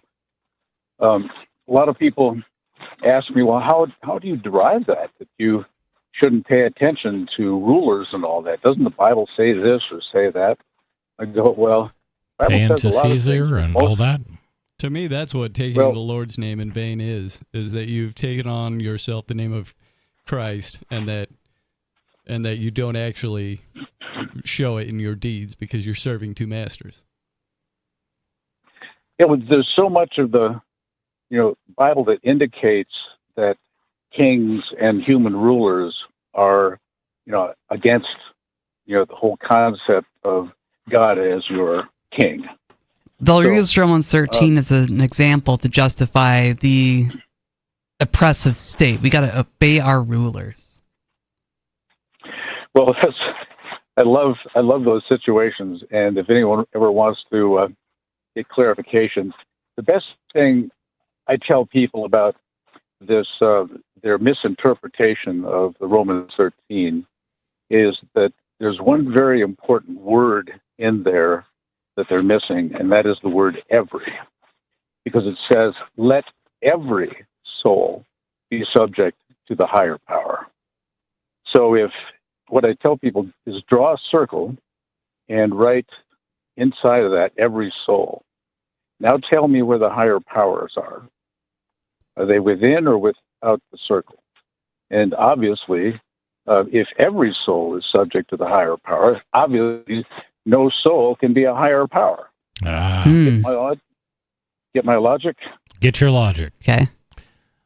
Yeah, and if you use Jesus as the example, he was always criticizing the so-called leadership, one way or the other. I mean, he even threw the money changers out of the temple. I like that story. Yeah. Yeah, Jesus was cool. Well, Matthew 23 is all about him railing on the Pharisees, saying, "You vipers, you brood of snakes, you this, that, and the other thing." He tells the people to do what they say, but not as they do, because they're all hypocrites. And then back in the Old Covenant, when the people initially cried out to have a king, Samuel was their intercessor, so to speak, and he explained to them that God doesn't want you to have a king, because that will then supplant him as your king. And he also want to say that if you do have a king, which they ended up having king, he will tax you. He will take your sons into war. He will take your daughters into his service. He'll do all those things. And the neat thing about it, he said, and when you come and cry to me, about the problem, as he said, I will not hear you. That's funny. That's excellent. And it's so the Bible is full of this whole thing about there's only one king and only one ruler, and that's it. So I don't understand why any Christian whatsoever would, lower themselves to suggest that another human being, another failed flesh and blood sinner human being, has any right to rule over them. I don't get it either. I really don't. But they do, and they will. Am I misremembering, like, preachers advocating Trump? I don't think you're misremembering that at all. I think a lot of preachers advocated for Trump. And in fact, I think some prophesied that he would be back in the 2020 election, but that never happened. There was a gold coin floating around with him stylized as, I can't remember, like Cyrus or someone. Could have been Cyrus. Well, they certainly try to make it out that he's some form of Christian himself, but whenever does he proclaim the name of Christ or Jesus? I haven't heard any Jesus talk at him. It's like okay. I mean, I'm sorry, you can't be a true Christian and be a closet Christian. Yeah. I know a lot of people want to think that. To be fair, he did sell Bibles. He did. I've seen them, and they are the greatest Bibles. They are the most wonderful Bibles you have ever seen. Hey, Jet, thanks for the call. The whole idea of Trump as the answer to your prayers. Okay, you may have been praying for that, but I don't think God intervened to make the world a better place, to hasten the return of Jesus. I think you're just trying to put your own beliefs together. You're trying to mix them all. So why do you believe there won't be a second coming of Jesus Christ? I mean, surely he's got to come back soon. No, I mean, all the signs are there. He's running late. Will you give the guy a break? He's probably running a lot going on, and he's busy, man. He's created the universe. He's managing all the universe. He's just a little late. Just relax. Yeah, I mean, he's coming back soon. Don't you worry. His coming is imminent. He who has never been late, let him cast the first scowl. I think that's how it goes. Okay, I think that's right. Yeah. I don't get it. And we talked before about deifying politicians, and it drives me nuts. It's the one thing about the right in particular that just absolutely drives me stark raving mad. I mean, Donald Trump is the left does it too. I'm sure they do, but it seems like the right has kind of perfected it.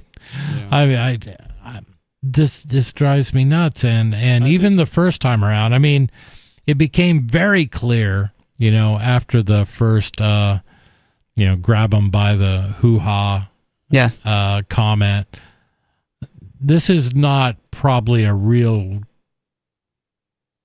God-fearing man. I mean, he's a sinner. I mean, and who am I to... Yeah, I mean, but at the same time, I think he's appealing to the Christian audience because they're a large group in America, and they're easy to bamboozle. You just quote a few scriptures and tell them about the coming of Jesus, and you're bringing it back, and you're going to bring the world prosperity in the name of Jesus, and you're going to, make Jerusalem the place where the embassy, where the American embassy will go, and you're going to, make God happy and all this stuff. It's just a way for religious people to be manipulated. They're tuned to believe in the second coming of their Messiah. And there's nothing wrong with that. It's just when people say it's coming soon and you better be ready because the wicked are going to be destroyed and you don't want to be wicked, do you? And they install this fear into you.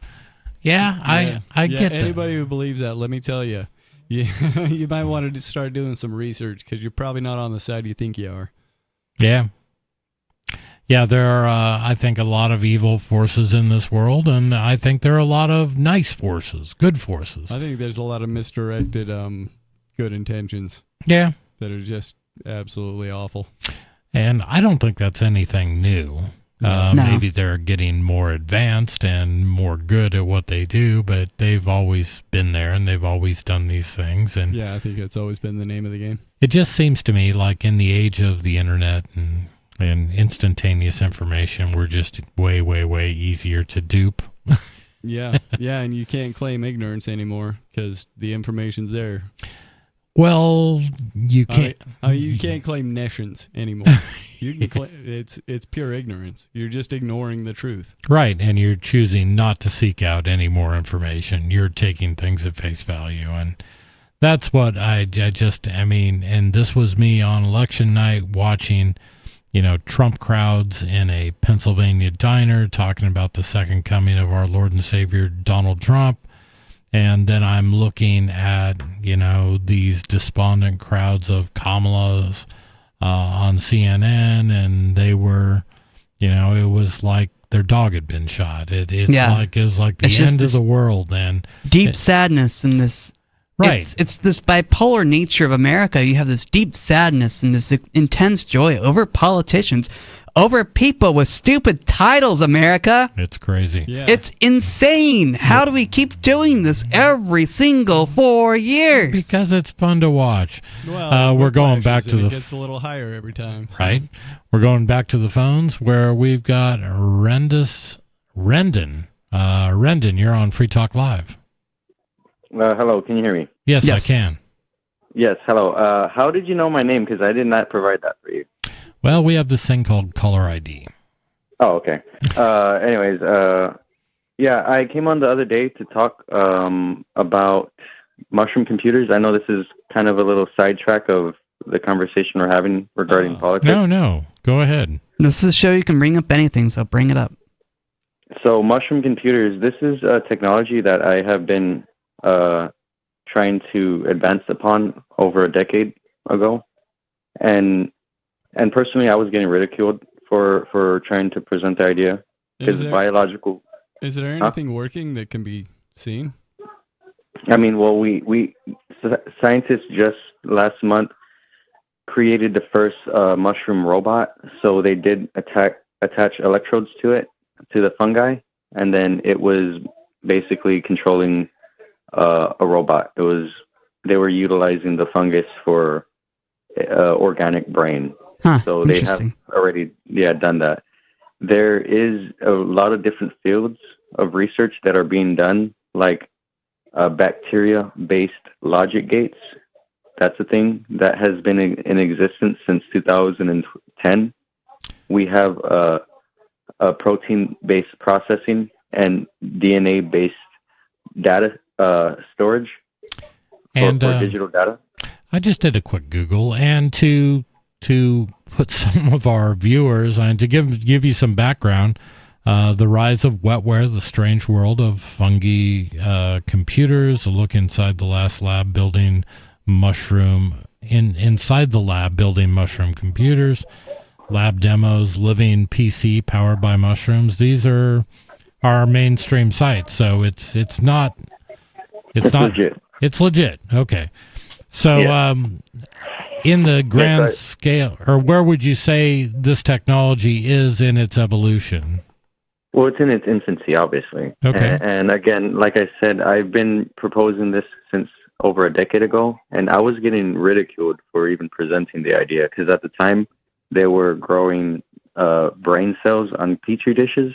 Yeah. And I was saying, hey guys, I know we're putting brain cells on petri dishes, and we're sticking electrodes into different what is it called?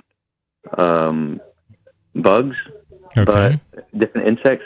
But we need to focus on fungi because fungus is very good at a lot of achieving a lot of different what is it called? I'm trying to think of the right word. There's a lot of applications that fungus can take care of, and it can do bioremediation. It can process data. It can generate electricity and store energy. So it can create symbiotic relationships with all living organisms. It does seem like there's a lot of stuff fungus does that humans aren't fully aware of yet. Yeah, well, and the things that we have been studying that make it to my slow brain, which means things that have shown up in movies and things like that, it seems to me like a feasible path you would want to go down. It is, but the problem is there is oppression with this technology because the problem is the powers that be want to control, right? They want to be in control. That's the power that they have. And they who own the silicone. Yes, and this technology is a living, breathing thing, and it would allow a self-sustainable ecosystem to occur. That is the whole purpose of fungi, is to create a self-sustainable ecosystem, and they don't want that. They don't want a thing where we can be self-reliable. I get that. It still seems like you would need some pretty specialized fungus to turn itself into a computer. Yeah. You know what I mean? It's in the works. It's definitely in the works. There's research that's being done, and we already have right now with silicon, if we can turn rocks and inorganic matter into processing data and doing this logical processing, we can get a living organism that is already processing data to achieve these goals. I think it's really interesting and something I'm going to dig into just because I found a gazillion links on this and it looks very interesting. Hey, give us a call back. I'd love to learn more about it. 603-283-6160 is our number to call if you want to talk about fungus-based computing or the election or anything else. Get in line. 283-6160. This is Free Talk Live.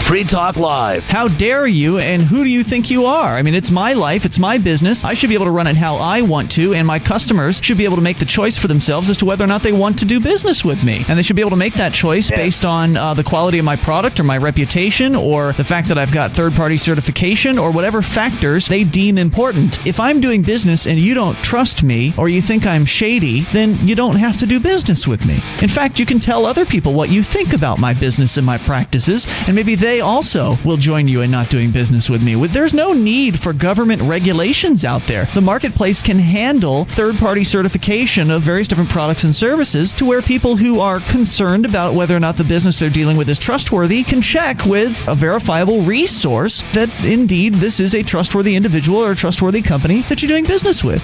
Free Talk Live, 7 nights a week from 7 to 10 Eastern at freetalklive.com. Looking for a great real estate investment? Consider New Hampshire, which is ground zero for the Liberty Movement. Your first call should be to Mark Worden from Porcupine Real Estate. He's more than just a real estate agent. He's your New Hampshire concierge. Where are the best places to live? Do you want farm, city, the burbs, or forest? Do you want a duplex or multifamily building so that renters pay your mortgage? There are homes in all price ranges in New Hampshire, and Mark can help with financing too. Invest in liberty and property. Mark Worden can help. PorcupineRealestate.com There are lots of ways to listen to Free Talk Live. Our podcast has been around since podcasts began, and now the FTL feed is loaded with content besides our full show archives. Did you know that we make it easy for you to customize your podcast subscriptions? We have different feeds, one that includes only our full shows, one with just the Daily Digest, and our main feed that includes everything. You decide what you listen to. It's quick and easy to customize your feeds at feeds.freetalklive.com. That's feeds.freetalklive.com. You're listening to the live edition of Free Talk Live. Hour number 3 is next after the news here on the Liberty Radio Network at LRN.FM. From Feature Story News in Washington, I'm Nick Harper. Donald Trump has secured an emphatic election win and will make a historic return to the Oval Office. Addressing his supporters, the former president said the U.S. electorate had given him a powerful mandate. William Denslow reports from West Palm Beach, where Donald Trump is remaining after watching that victory roll in on Tuesday night. Throughout election night, there really was huge amounts of optimism and enthusiasm from Donald Trump supporters here in Palm Beach as voting continued to come in, and it continued to come in favour of Donald Trump, and key swing states began to topple like dominoes in favour of the former president. The optimism, the euphoria really culminated when Donald Trump took to the stage at the West Palm Beach Convention Center. He described his win as a historic realignment and that he won support from all corners of the US. He said that people were united by a common goal of common sense. William Denslow, West Palm Beach, Florida. Meanwhile, his rival Kamala Harris is scheduled to deliver her concession speech in Washington, D.C. in the coming hours. She will reportedly speak to Donald Trump to congratulate him ahead of that appearance. Meanwhile, in Manhattan, some Donald Trump supporters have gathered to celebrate his victory in front of Trump Tower. Trump will become the second president in U.S. history to serve a non-consecutive term, but the first Republican to do so. New Yorkers have been digesting the news. I think we're going to pave the way for a new Republican Party, younger voters and people that are more working class people like myself. I hope he changes everything the Biden administration did. It's a shame that they voted a criminal, a rapist, a 34-count felon in the White House. I'm thinking the economy's going to improve, the border's going to close, and men won't be playing women's sports. I hope everything is going to be civil and peaceful. We have to get along, I guess, somehow or another. It's going to be 4 long years, I think. In other news, the Israeli military says Hezbollah launched at least 10 rockets from Lebanon towards central and northern Israel. No injuries have been reported so far, as FSN's Giles Gibson reports from Tel Aviv. Sirens rang out across central Tel Aviv less than 2 hours after Republican Donald Trump gave a speech claiming victory in the U.S. elections. The Israeli military said that most of the rockets were intercepted by air defense systems, but one rocket came down near the Ben Gurion International Airport in Tel Aviv with no injuries reported. Debris from an intercepted rocket also damaged a parked car in central Israel. Giles Gibson, Tel Aviv. From Bureaus Worldwide, this is FSN. With FSN Spotlight, I'm Simon Marks. Today, remembering Quincy Jones, who died on Sunday night at the age of 91. He was an American icon, a giant of the music industry, whose career began as a jazz trumpeter but developed to become one of the most powerful and influential figures in American popular music. 6 years ago, he told Spotify about the best advice he had ever received. It came in 1957 from the conductor and music teacher Nadia Boulanger. She said, your music will never be more or less than you are a human being. And so I started to work on the human being. I'm discovering a lot of things about myself, and I'm trying now for the last 2 years to get all of the negative thoughts out of my body. Grudges, no more anger. It's a waste of time. And Mark Twain's words, anger is an acid which does more harm to the vessel in which it's stored than anything on which it's poured. It's pretty ridiculous, but you learn it from mistakes. He won 28 Grammys and was nominated for 80 of them. He produced Michael Jackson's Thriller album, among many, many others, led his own bands, was in demand as an arranger, and composed soundtracks for The Colour Purple, In Cold Blood, and many more. A career so rich and varied, it is hard to do him justice in a mere 90 seconds. With FSN Spotlight, I'm Simon Marks. And the main news again, Donald Trump has secured an emphatic election win and will make a historic return to the Oval Office. Kamala Harris, his rival, is scheduled to deliver her concession speech in Washington in the coming hours. And some Donald Trump supporters have been gathering to celebrate his victory outside Trump Tower. However, the country's digesting the news of what a second Trump presidency could bring. There's more from us on X at Feature Story. That's Feature Story News. Nick Harper reporting. A report on obesity rates released this week by the CDC confirmed that millions of courageous Americans continue to overcome the media's persistent pressure to be thin. Researchers told reporters that while the vast majority of film and television continues to portray thin, in-shape people, over 30% of Americans remain resolved in their effort to stand up to idealized images of men and women. Every day, people are inundated with unvarying images of slim men and women, but millions of heroic Americans continue doing their best every day to maintain BMIs of 35 or higher. These people aren't afraid to fly in the face popular culture deems acceptable and bravely eat and drink whatever they want, whenever they want. In other news, the nation's single men announce a plan to change their bed sheets by 2019. A woman who left the room crying earlier expects to jump back into the party just like that. And a courtroom artist is clearly infatuated with the bailiff. This 2.5-minute-long session of immersion therapy is finally complete. Your crippling fear of watching video news recaps should no longer be a problem. For more, keep checking theonion.com. You can stick it to the man and big tech. Join our FTL social mastodon at social.freetalklive.com.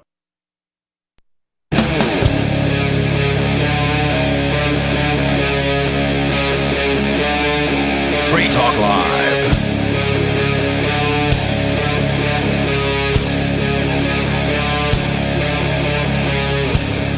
It is Free Talk Live. Thank you so much for joining us for hour number 3 of our show tonight. Our post-election show, a show where we haven't had any real partisan calls. I mean, nobody's really called up to gloat if they're Trumpian, and nobody's called up crying about their loss if they were a fan of Kamala. But who knows? Maybe that'll change. In studio, it's myself, Chris, Stu, and Riley. He's there. So Riley is like trying to find his microphone. And Riley, I'm here. I was away from the studio for a bit and just got back. And it's really bad that, Stu and I just sat here watching Blind Riley trying to find his mic, trying to find his headphones. But that's all right, man. But hey, if I can't find them myself, I mean, I'll be too dependent on you guys. And this is the whole point of being free, is that I can learn to find my own stuff. He can, and he can learn to get around, and it's nice doing shows with Riley, and occasionally I'll look up and Riley will be talking about something, and I'll realize that I can see him, but he can't see me.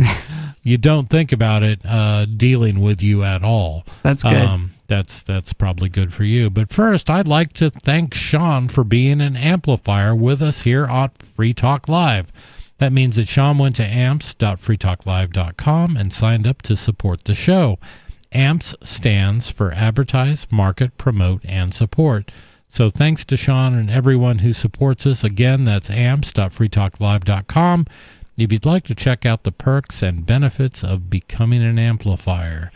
amps.freetalklive.com. And, hey, I'm an amplifier, even though for some reason, I don't get this. I won't say who I bank with, but, I do make a Patreon. I make a Patreon donation to Free Talk Live every month. And I got a note from them saying, your bank refused your Patreon payment. I'm like, that's insane. It is, because there's absolutely plenty of money there to cover the $5 a month that I give Free Talk Live. Yeah. But well worth it. We're going to go to the phones where we've got Sarah in New Mexico. Sarah, you're on Free Talk Live. Yes, well, I'm not crying over Kamala, but I am just, I was just baffled, and I could not go to sleep last night. I wanted to stay up and find out the results, you know. Did you stay up for all of it? No, you know, I stayed up until like 11, and I was all hyped up because I wanted to get all of the results of the constitutional amendment, who won this date, and that. I wanted to hear everything, but I went to sleep, and I found out all of it this morning, and I'm still finding out because I'm still New Mexico's kind of slow with reporting. That was, you know, I don't think it came in till the results even for president. Do you know when they finally reported their results? No, they start counting the absentee ballots like 10 days before. Right. So we got machines now instead of hand rating it. Like 20 years ago, people were just hand counting all the ballots. Yeah. When I came here, we got the results like this morning that we won. We won for Kamala, and we won 2 senators here, and then we won all 3. Even the Vasquez, he won all 3 representatives. Are these all Democrats? So, yeah, we're completely blue. I am just so proud of New Mexico. Good for you. And you know, and then I was like, I was to volunteer to help Vasquez at District 2. And they told me, do you want a phone bank? And it was like 35 degrees and cloudy. And I'm like, are you serious? Are people walking around banging on people's doors one day before the election? That was one day. Walking around knocking on doors doesn't violate the terms of your disability. No, that's just volunteer. I'm not getting paid. It's just a volunteer job. So it has job. nothing to do with whether you're actually able-bodied. It's just whether you're making money. I get it. Right. That they don't count that, and it's not. But I was so inspired. I mean, Sarah, you know, I mean, we've talked about this before, and I don't remember exactly what you have going on, but you are disabled and cannot work. Allegedly. Well, no, I think that's what she's told us. Is that what you've told us before?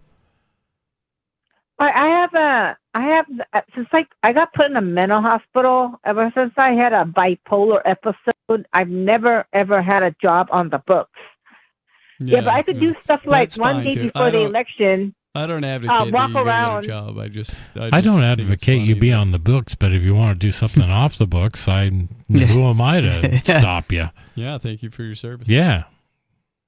Right, and then you know what? I raged around the Stanberry sign on election day by the polling location for like 2 hours, dancing around and stuff like that. Would you consider me able-bodied and able to work? I mean, It sounds like it. Yeah. I mean, there are lots of jobs that someone can take involving dancing.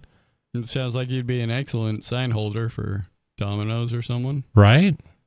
Sign holder. Yeah, that's what I was doing. I don't know how much people I really got to the polling place, but we had 100,000 people vote in our state on election day. And then there was people, look at this, 100 people at that polling location out at the Caraco Plaza. Before it opened, 100 people standing in line to get in at 7 o'clock in the morning. Well, it sounds like a big turnout. So what do you hope these people that you work so hard to get elected to do for you? Well, you know something? Trump can't wield and do whatever he wants. Like the Kamala speech is that she will be, just because we lost that, we haven't lost the fight. He's not going to have his way, because we're all going to be fighting for gun control, all the democratic issues, fighting for the prescription cost. And hold on, all I've been hearing all day is how Trump is going to, effective immediately, you're going to lose all health care, especially women. They'll lose their health care. I think driver's licenses and the ability to vote. Pretty much, and I think women are going to have to wear those outfits from A Handmaid's Tale. Is that correct? That's I heard what that. I hear, yeah. Well, I don't know. See how far he's gonna get. It depends on my representative, my Vasquez, Heinrich, Stansberry, all the really. people that we elected. They're gonna be in the House stopping all this. But they're not going to be in the majority. But see, they've been Yeah, lumping but all the they power won that. into the They got the executive Senate, office. but they're still counting the House. I don't know. I don't know how much Democrats are going to be in the House. They're going to be a minority, and the Republicans will be able to outvote them on everything. The House doesn't really do anything anymore. Government is just by executive order now. Well, the House has the control of the purse strings. They are the ones who create the budgets that we exceed. Yep. Right. But doesn't it get all stopped up in the Senate after it goes to the House? And they're still counting. It used to when we had a Democratic Senate. That was the only thing I like in Washington is gridlock, and I love it when there's a Republican House and a Democrat Senate. That keeps things from getting done. But now we're going to have a Republican president, a Republican Congress, a Republican House of Representatives, and a Republican Senate with all Republican-appointed Supreme Court justices. So I think they'll be able to just roll over anything. Well, I hope all these dumb people, all these racist people that live out in the sticks, I hope they're going to be happy. Yeah, They're all racist? They pitched. Well, the thing is that they pitched the voters to get the electoral college. They have to pitch to the racist white people that are ignoramuses. That's who they put.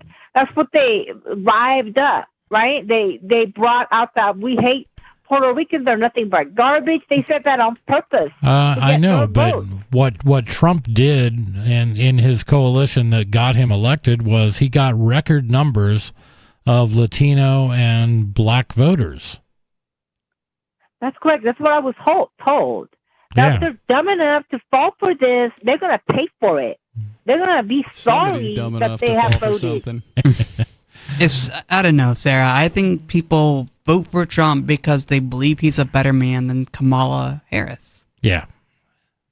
I don't know. Sarah, thank you. Go ahead. Yeah, we'll see the outcome. Yeah, we'll see that it's all this trickery. Who was that billionaire guy that was paying out $1 million a day? Elon Musk. That Elon Musk. The true Republican Party is about the billionaire capitalist. That's who's it really about. But they suckered all the people that could vote for them, the electoral college, to suck them into it. So either way, they won. You know what? They played on the fear. Isn't that like the reptilian part of the brain? I understand. You don't think Kamala was playing on people's fears? Trump is a fascist. This is going to be the end of democracy if you allow Trump to be elected. You can't have Trump be elected. It'll be the end of America. That's what she, in effect, was saying. Yeah, but for some reason, the illegals taking over your job, illegals killing, murdering people, that got people's, the reptilian, the reactive mind brain all triggered, the fear, and it drove people into voting for Trump. I don't disagree with you. In this case, it turned out to be pretty successful. Sarah, thank you so much for the call. We're going to go to David because we like to stay in New Mexico. David, you're on Free Talk Live. Yeah, I'm one of those, racist, white, ignorant, living out in the sticks, but at least I can pronounce ignoramus. She gave it a shot. And I wonder, was Sarah, when she's talking about the fear thing, about the illegals and the rape and stuff, was she talking about that 12-year-old girl in Houston that two Venezuelans in the country illegally, they came over illegally and claimed amnesty, or not amnesty, refugee status, asylum. And while they're waiting for their, a couple of years to pass, while they're working at McDonald's or wherever they're working at, 10 o'clock in the evening, half a year ago or so, out for a stroll, meet up with a 12-year-old girl, walk down to the canal, to the arroyo, the drainage, the whatever. Okay. And they tie her legs up, and they tie her arms up, and they strip her pants off, and they her.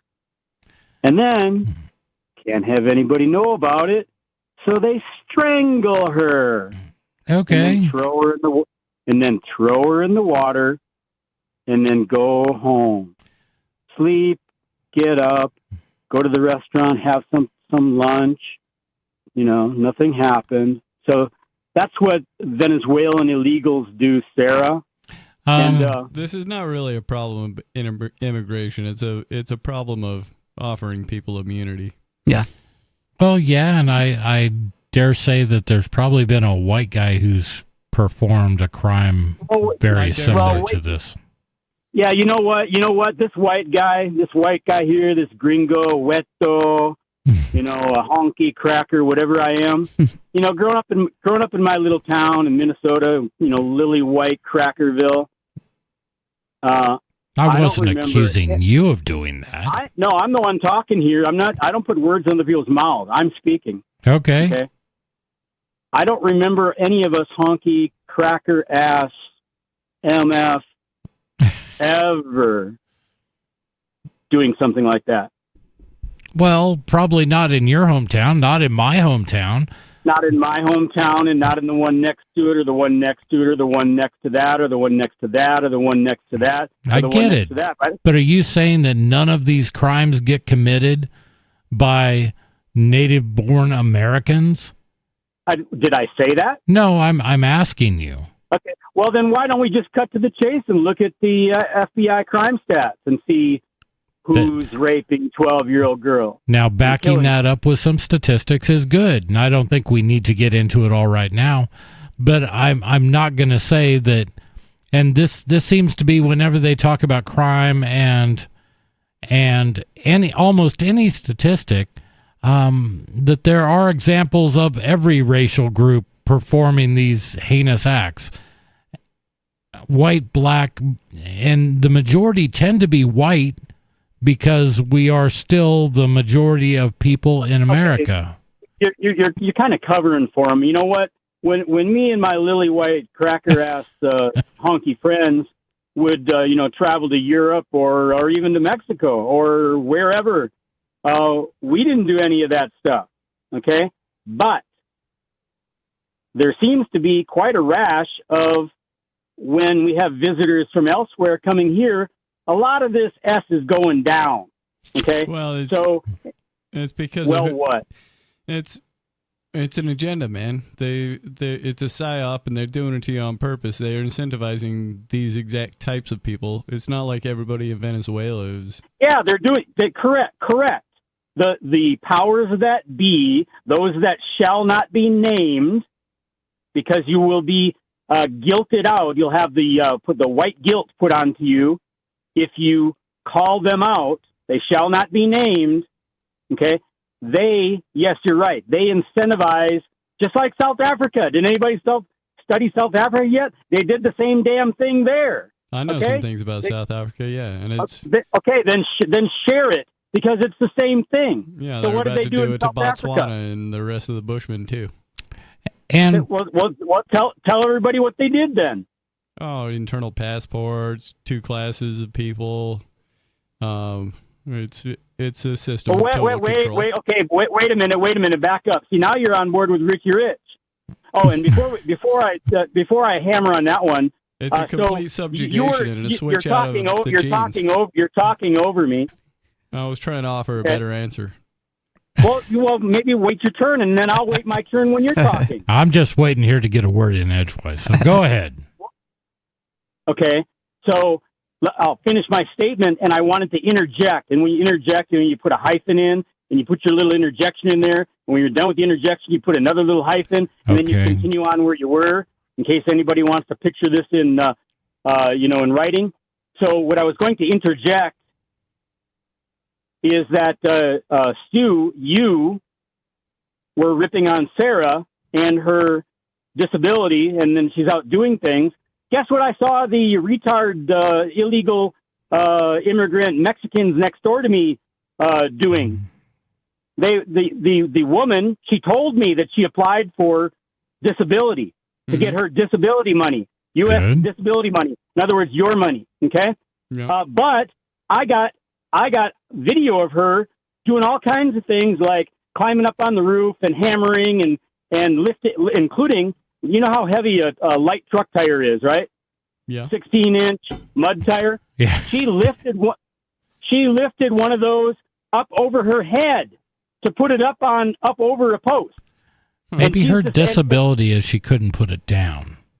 Yeah, right. And she's got a car, and she's been driving, and she's still driving apparently to make money doing Uber, whatever. But she's applying for disability. Oh, and while she's lifting that 16-inch truck tire up over her head, she's got a handicap sticker on her mirror. Absolutely. Yeah. Okay. The only thing. Anyway, apartheid was not about keeping the whites separated from the blacks. Do you know that? Yeah. You do know that. Okay, then tell everybody about it. It was about replacing the blacks with the whites. No, actually, it wasn't. It's I'm sorry. It was about replacing who with who? It was about replacing the native population with Dutch. No, you're actually wrong. Because you're wrong, and I'll tell you how you're wrong. Okay, what is it? What is the current or 10 years ago, 20 years ago, 30 years ago, 40 years ago? What was the population of black versus white in South Africa? What was or is? You anytime you want. What is the population? Don't know. Go ahead. I'm going to go ahead and say 100% black going to 10,000 BC. No, well, let's start. Well, you can start when the white people invaded Africa. The Dutch invaded Africa. There was like somewhere between a few hundred and at most like 2,000 of them, and they didn't all show up 2,000 all at once. It was a couple hundred, and it grew to like a couple thousand back in 200, 300, 400 years ago, whenever it was. And when they showed up there and settled that land, they didn't see a black person for 50 years. Okay. And then the Zulus discovered them and tried to kill them. Okay. But that didn't work out well for the Zulus. Well, because the Zulus had spears and the Dutch had firearms. Yeah. And they had the Boer Wars, or Milner's First War.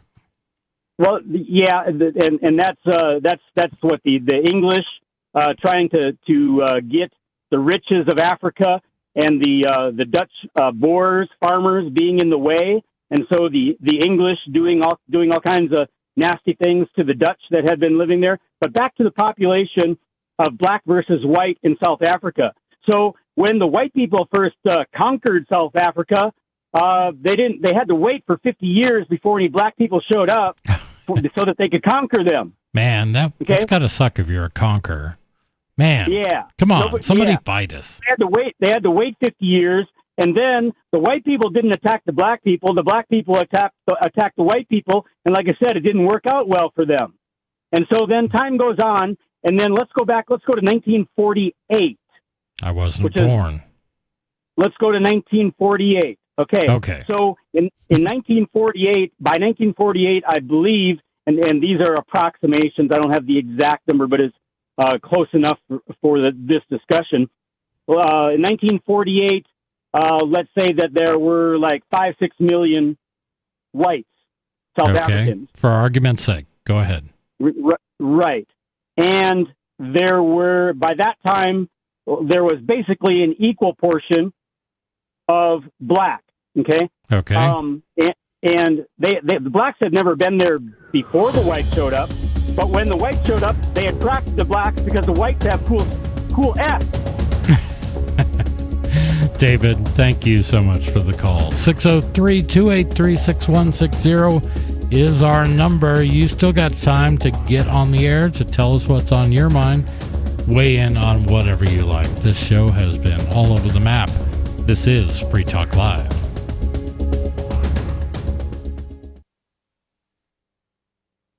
I've been told no in many different ways. I give you an order and you're going to obey it. Who told you can go this way? You can't do that and you have to leave here. You cannot bring signs into the rally. Walk with me. Well, I'm comfortable here, actually. Whoa, hey. Who do you think you are? Excuse me. There is no video or audio allowed in this office. No, I have work today. You ain't gonna make it. Wait on account. Now. Wait a minute. Hey! Oh my God! Unbelievable! Why are you running from me? Because you're scared me.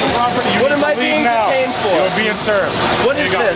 You're being served. What is this? Bureaucrats have a funny way of telling people no. That's the sound of the men working on the chain. Derek J's Victimless Crime Spree. Watch it for free and order the Director's Cut DVD at victimlesscrimespree.com. From Feature Story News in Washington, I'm Nick Harper. Donald Trump has secured an emphatic election win and will make a historic return to the Oval Office. Addressing his supporters, the former president said the U.S. electorate had given him a powerful mandate. William Denslow reports from West Palm Beach, where Donald Trump is remaining after watching that victory roll in on Tuesday night. Throughout election night, there really was huge amounts of optimism and enthusiasm from Donald Trump supporters here in Palm Beach as voting continued to come in, and it continued to come in favour of Donald Trump, and key swing states began to topple like dominoes in favour of the former president. The optimism, the euphoria really culminated when Donald Trump took to the stage at the West Palm Beach Convention Center. He described his win as a historic realignment and that he won support from all corners of the US. He said that people were united by a common goal of common sense. William Denslow, West Palm Beach, Florida. Meanwhile, his rival Kamala Harris is scheduled to deliver her concession speech in Washington, D.C. in the coming hours. She will reportedly speak to Donald Trump to congratulate him ahead of that appearance. Meanwhile, in Manhattan, some Donald Trump supporters have gathered to celebrate his victory in front of Trump Tower. Trump will become the second president in U.S. history to serve a non-consecutive term, but the first Republican to do so. New Yorkers have been digesting the news. I think we're going to pave the way for a new Republican Party, younger voters and people that are more working class people like myself. I hope he changes everything the Biden administration did. It's a shame that they voted a criminal, a rapist, a 34-count felon in the White House. I'm thinking the economy's going to improve, the border's going to close, and men won't be playing women's sports. I hope everything is going to be civil and peaceful. We have to get along, I guess, somehow or another. It's going to be 4 long years, I think. In other news, the Israeli military says Hezbollah launched at least 10 rockets from Lebanon towards central and northern Israel. No injuries have been reported so far, as FSN's Giles Gibson reports from Tel Aviv. Sirens rang out across central Tel Aviv less than 2 hours after Republican Donald Trump gave a speech claiming victory in the US elections. The Israeli military said that most of the rockets were intercepted by air defense systems, but one rocket came down near the Ben Gurion International Airport in Tel Aviv with no injuries reported. Debris from an intercepted rocket also damaged a parked car in central Israel. Giles Gibson, Tel Aviv. From bureaus worldwide, this is FSN. Don't miss a moment of Free Talk Live. Get our archives daily via our podcast at feeds.freetalklive.com.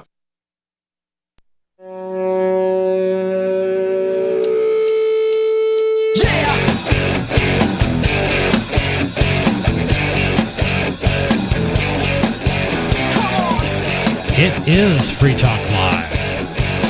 603-283-6160 if you'd like to get on the air. If something's been bugging you and you just want to get it off your chest, you can call this show. You have thoughts on the election, call another show. No, you can call us. You can call us and talk about anything that's on your mind. Anything.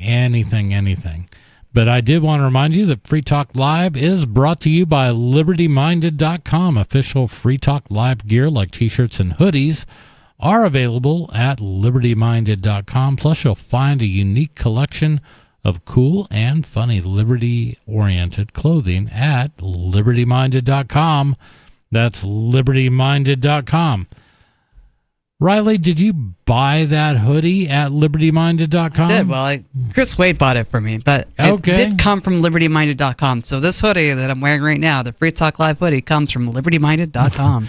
1, 2, 3, 4, 5. I think we hit like 13 plugs for libertyminded.com. Yeah, I think we need to promote it as much as possible. But those are, I mean, if you've ever been to Keene, New Hampshire, you may have seen a FTL Free Talk Live hoodie around, because they're kind of a common sight, I will say, at least amongst our community. That's pretty much it. But I actually ran into somebody in downtown Keene saying they liked Free Talk Live, and they've been listening since 2010. So no kidding. Yeah, I don't know who they were, but they're a listener. You'll get this every once in a while, even right here in Free Talk, in the belly of the beast, in what is arguably the most liberal town in New Hampshire. I guess Ian and Mark, when they were starting this whole thing out, they figured, if we're going to go somewhere, let's just go where they're going to absolutely hate us. But we've picked up a few along the way, and it's rare when I don't talk to someone who's like, yeah, I know those guys, or, I used to hang out at the CAC or something like that. Yeah. So we have been kind of all over the board. We talked about basically stuff election oriented. We talked about the possibility of Trump choosing someone for the Federal Reserve that actually believes that going back to the gold standard would be a good idea. That would be really interesting. We've talked about a number of other things too. Riley, give me a rundown. You're good at remembering stuff. We talked about in the first hour. We talked about Donald Trump winning the election. Of course, you brought up the Trump nominee that might be bringing America back to the gold standard, which is upsetting Keynesian economists and giving them a bunch of fear. We talked about some guy called in with mushroom technology, and that was really interesting. It was interesting. I've got to keep looking into that. Yeah, for sure. So we've gone all over the place.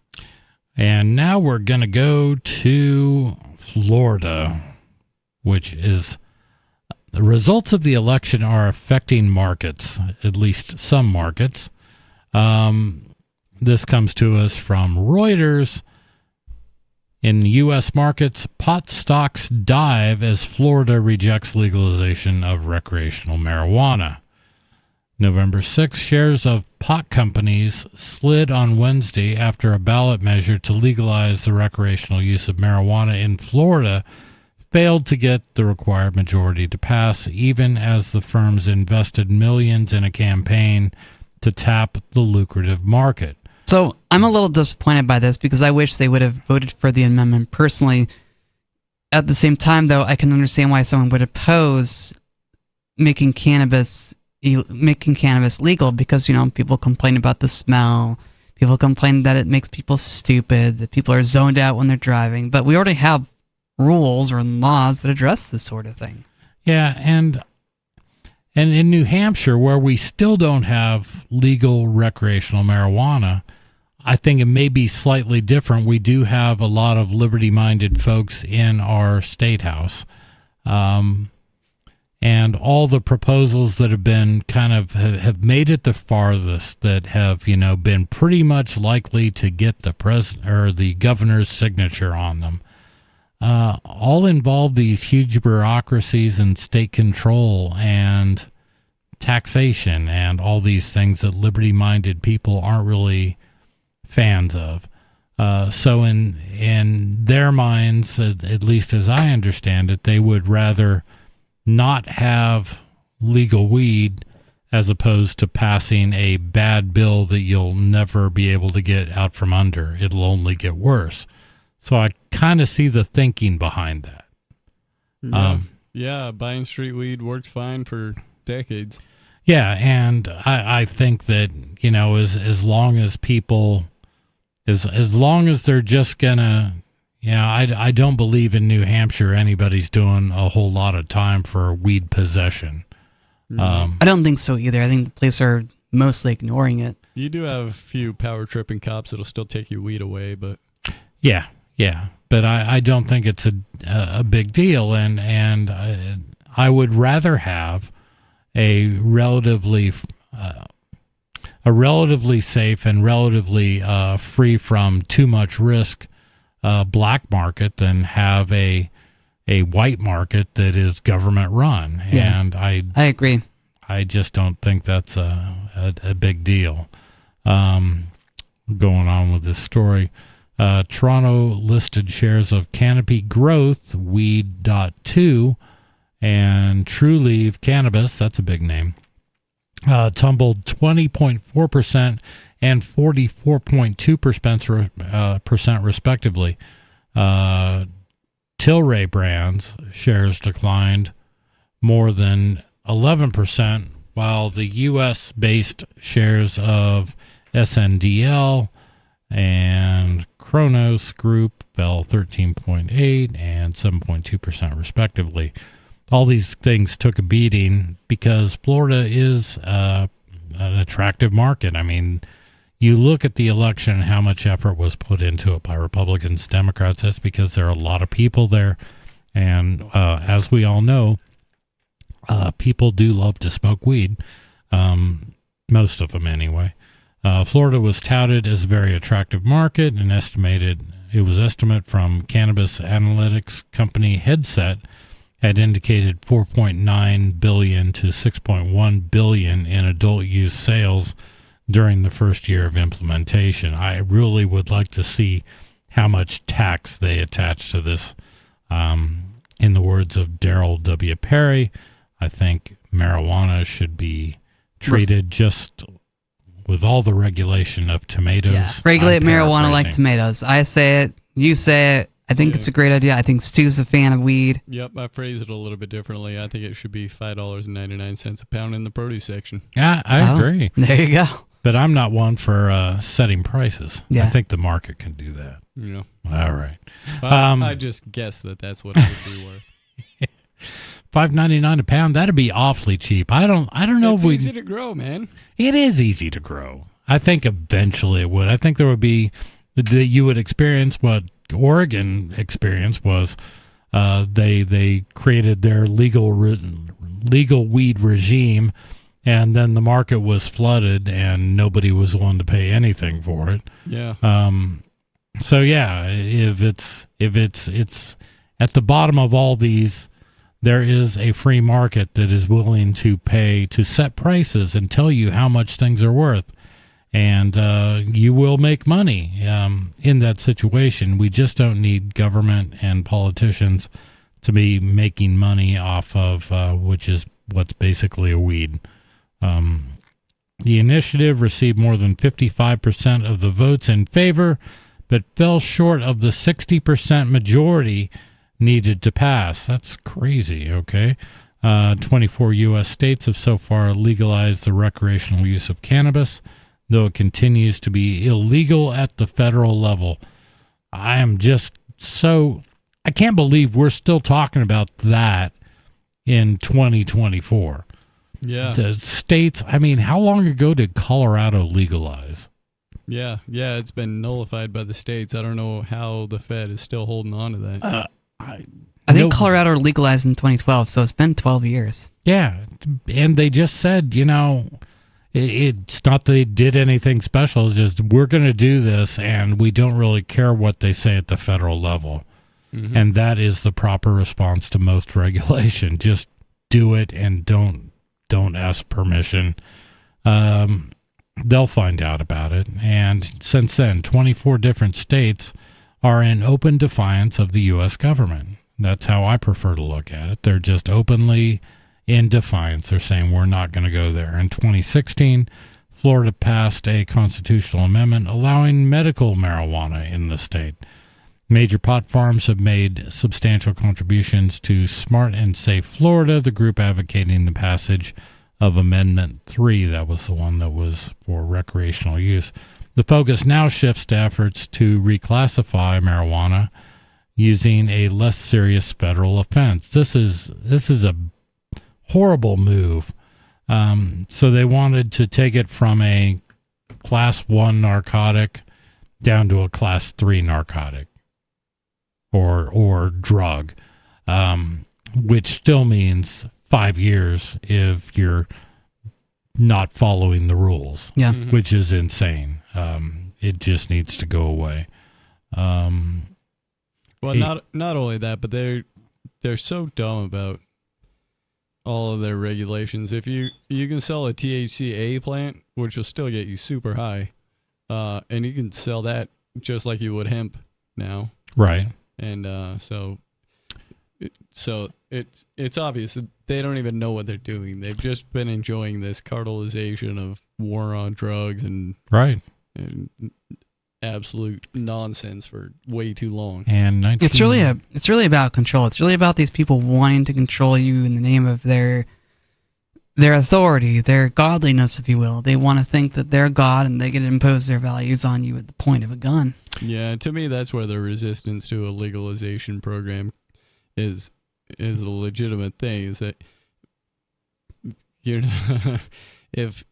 if your government's controlling the sales of your weed, you don't have a free market in weed, anyways. Right, and it's insane to think. And now we are 53 years into the war on drugs. How long ago was alcohol prohibition, though? And alcohol is still prohibited.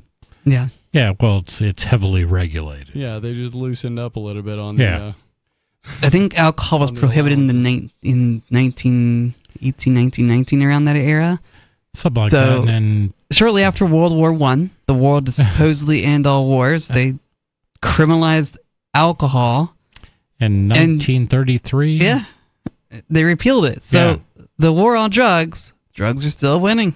Yeah. I wonder how many people are going to realize that, no matter how much you want to prohibit a substance, it is still going to be used and abused by people. It doesn't matter what it is. It could be alcohol, it could be marijuana, it could be caffeine, any sort of chemical that people can possess will either use or abuse.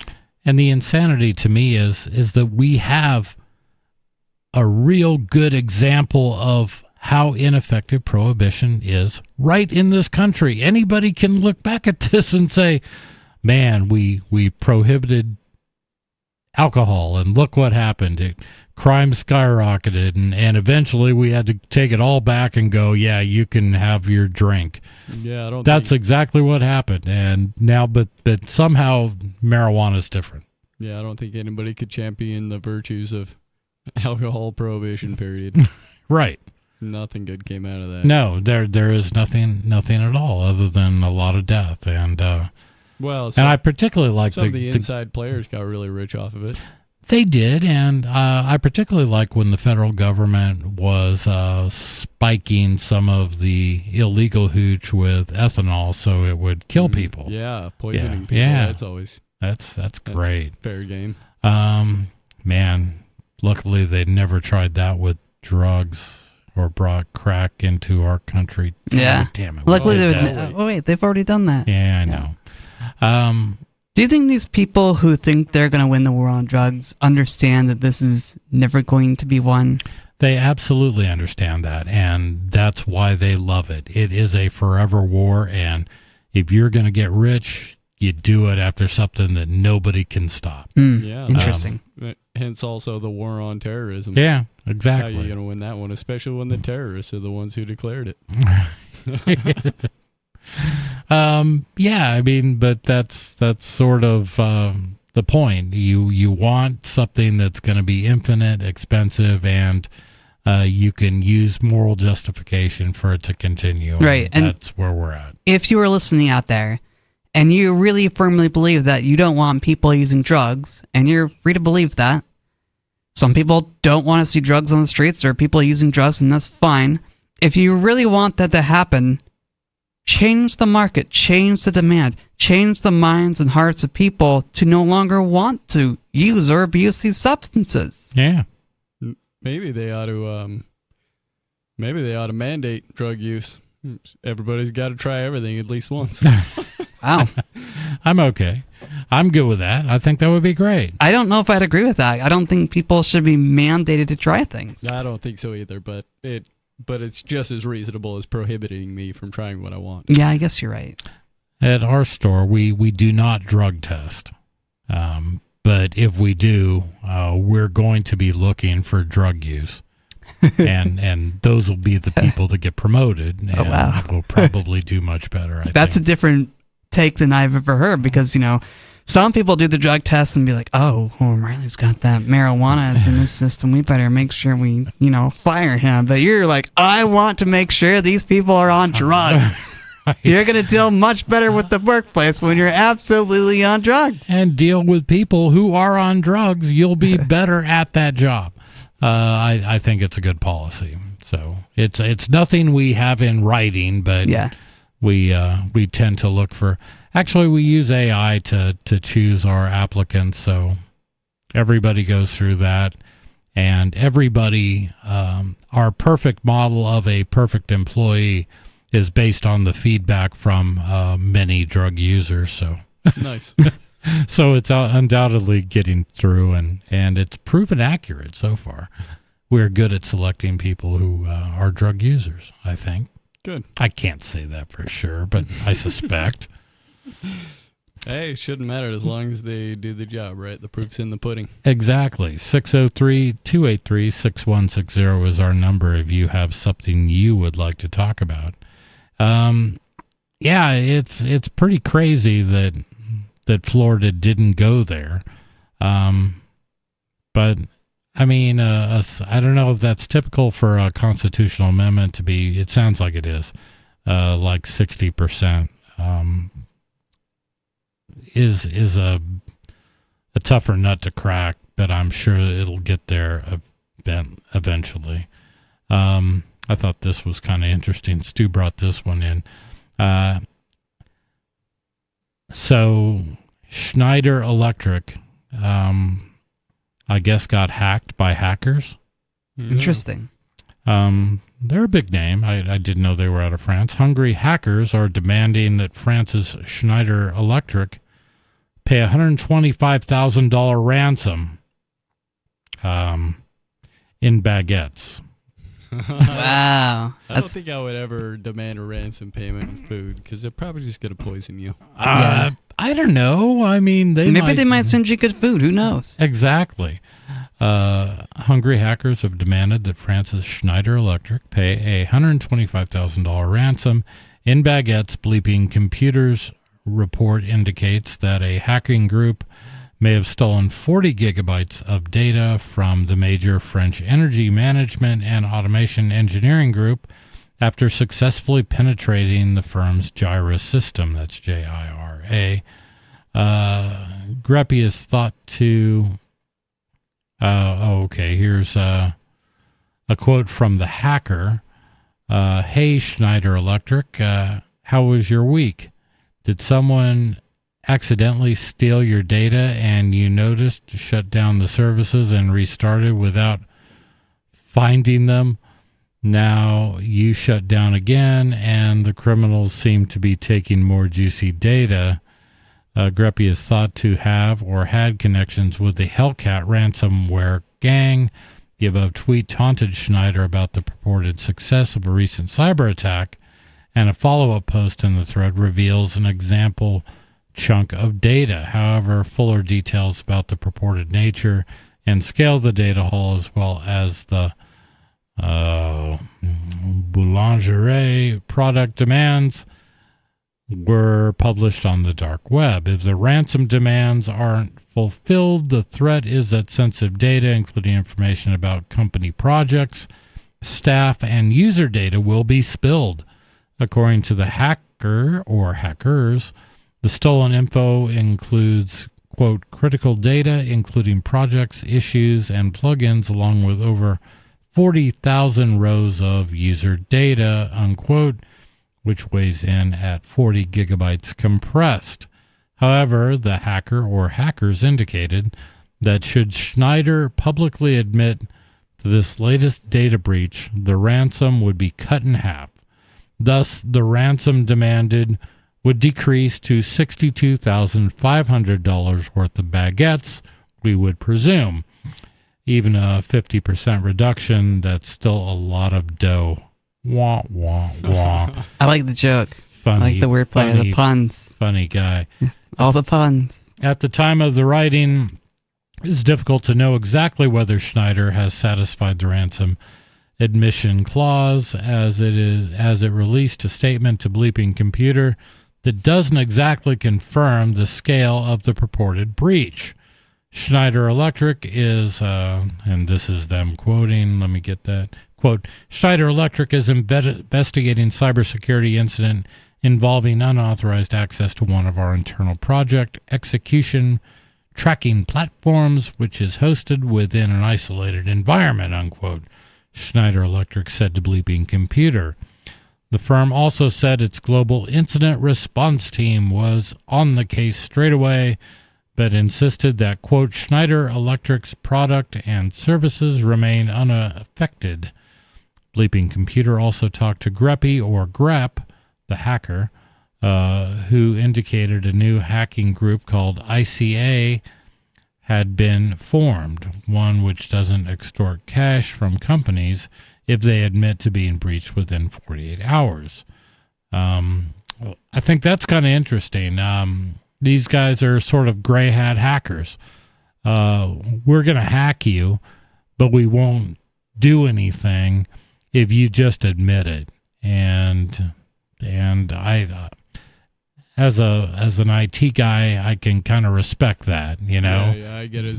You're not doing any damage, but we're also not going to let you sweep this under the rug. So that's kind of cool. Yeah, that is kind of cool. It's kind of fun that they're playing a fun little game.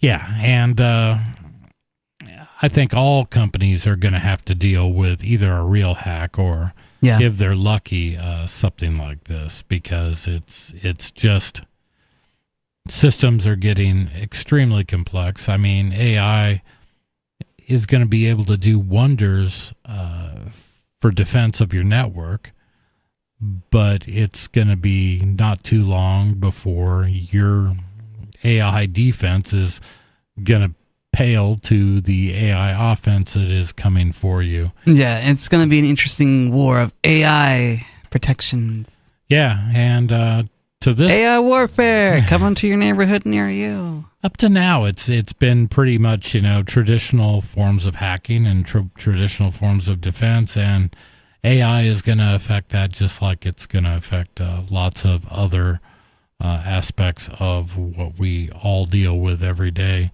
I think we had one more story we wanted to go to. I'm just trying to pull it up, but I think we're going to run out of time. So any predictions? Do you think Kamala is going to maybe call something into court and say, "Oh"? I don't know. It's hard to say. I'm hopeful that Trump does fulfill his promises to free Ross Ulbricht, though, and I think a lot of people are hopeful for that too. And that's all we got for tonight. Free Ross. This is Free Talk Live.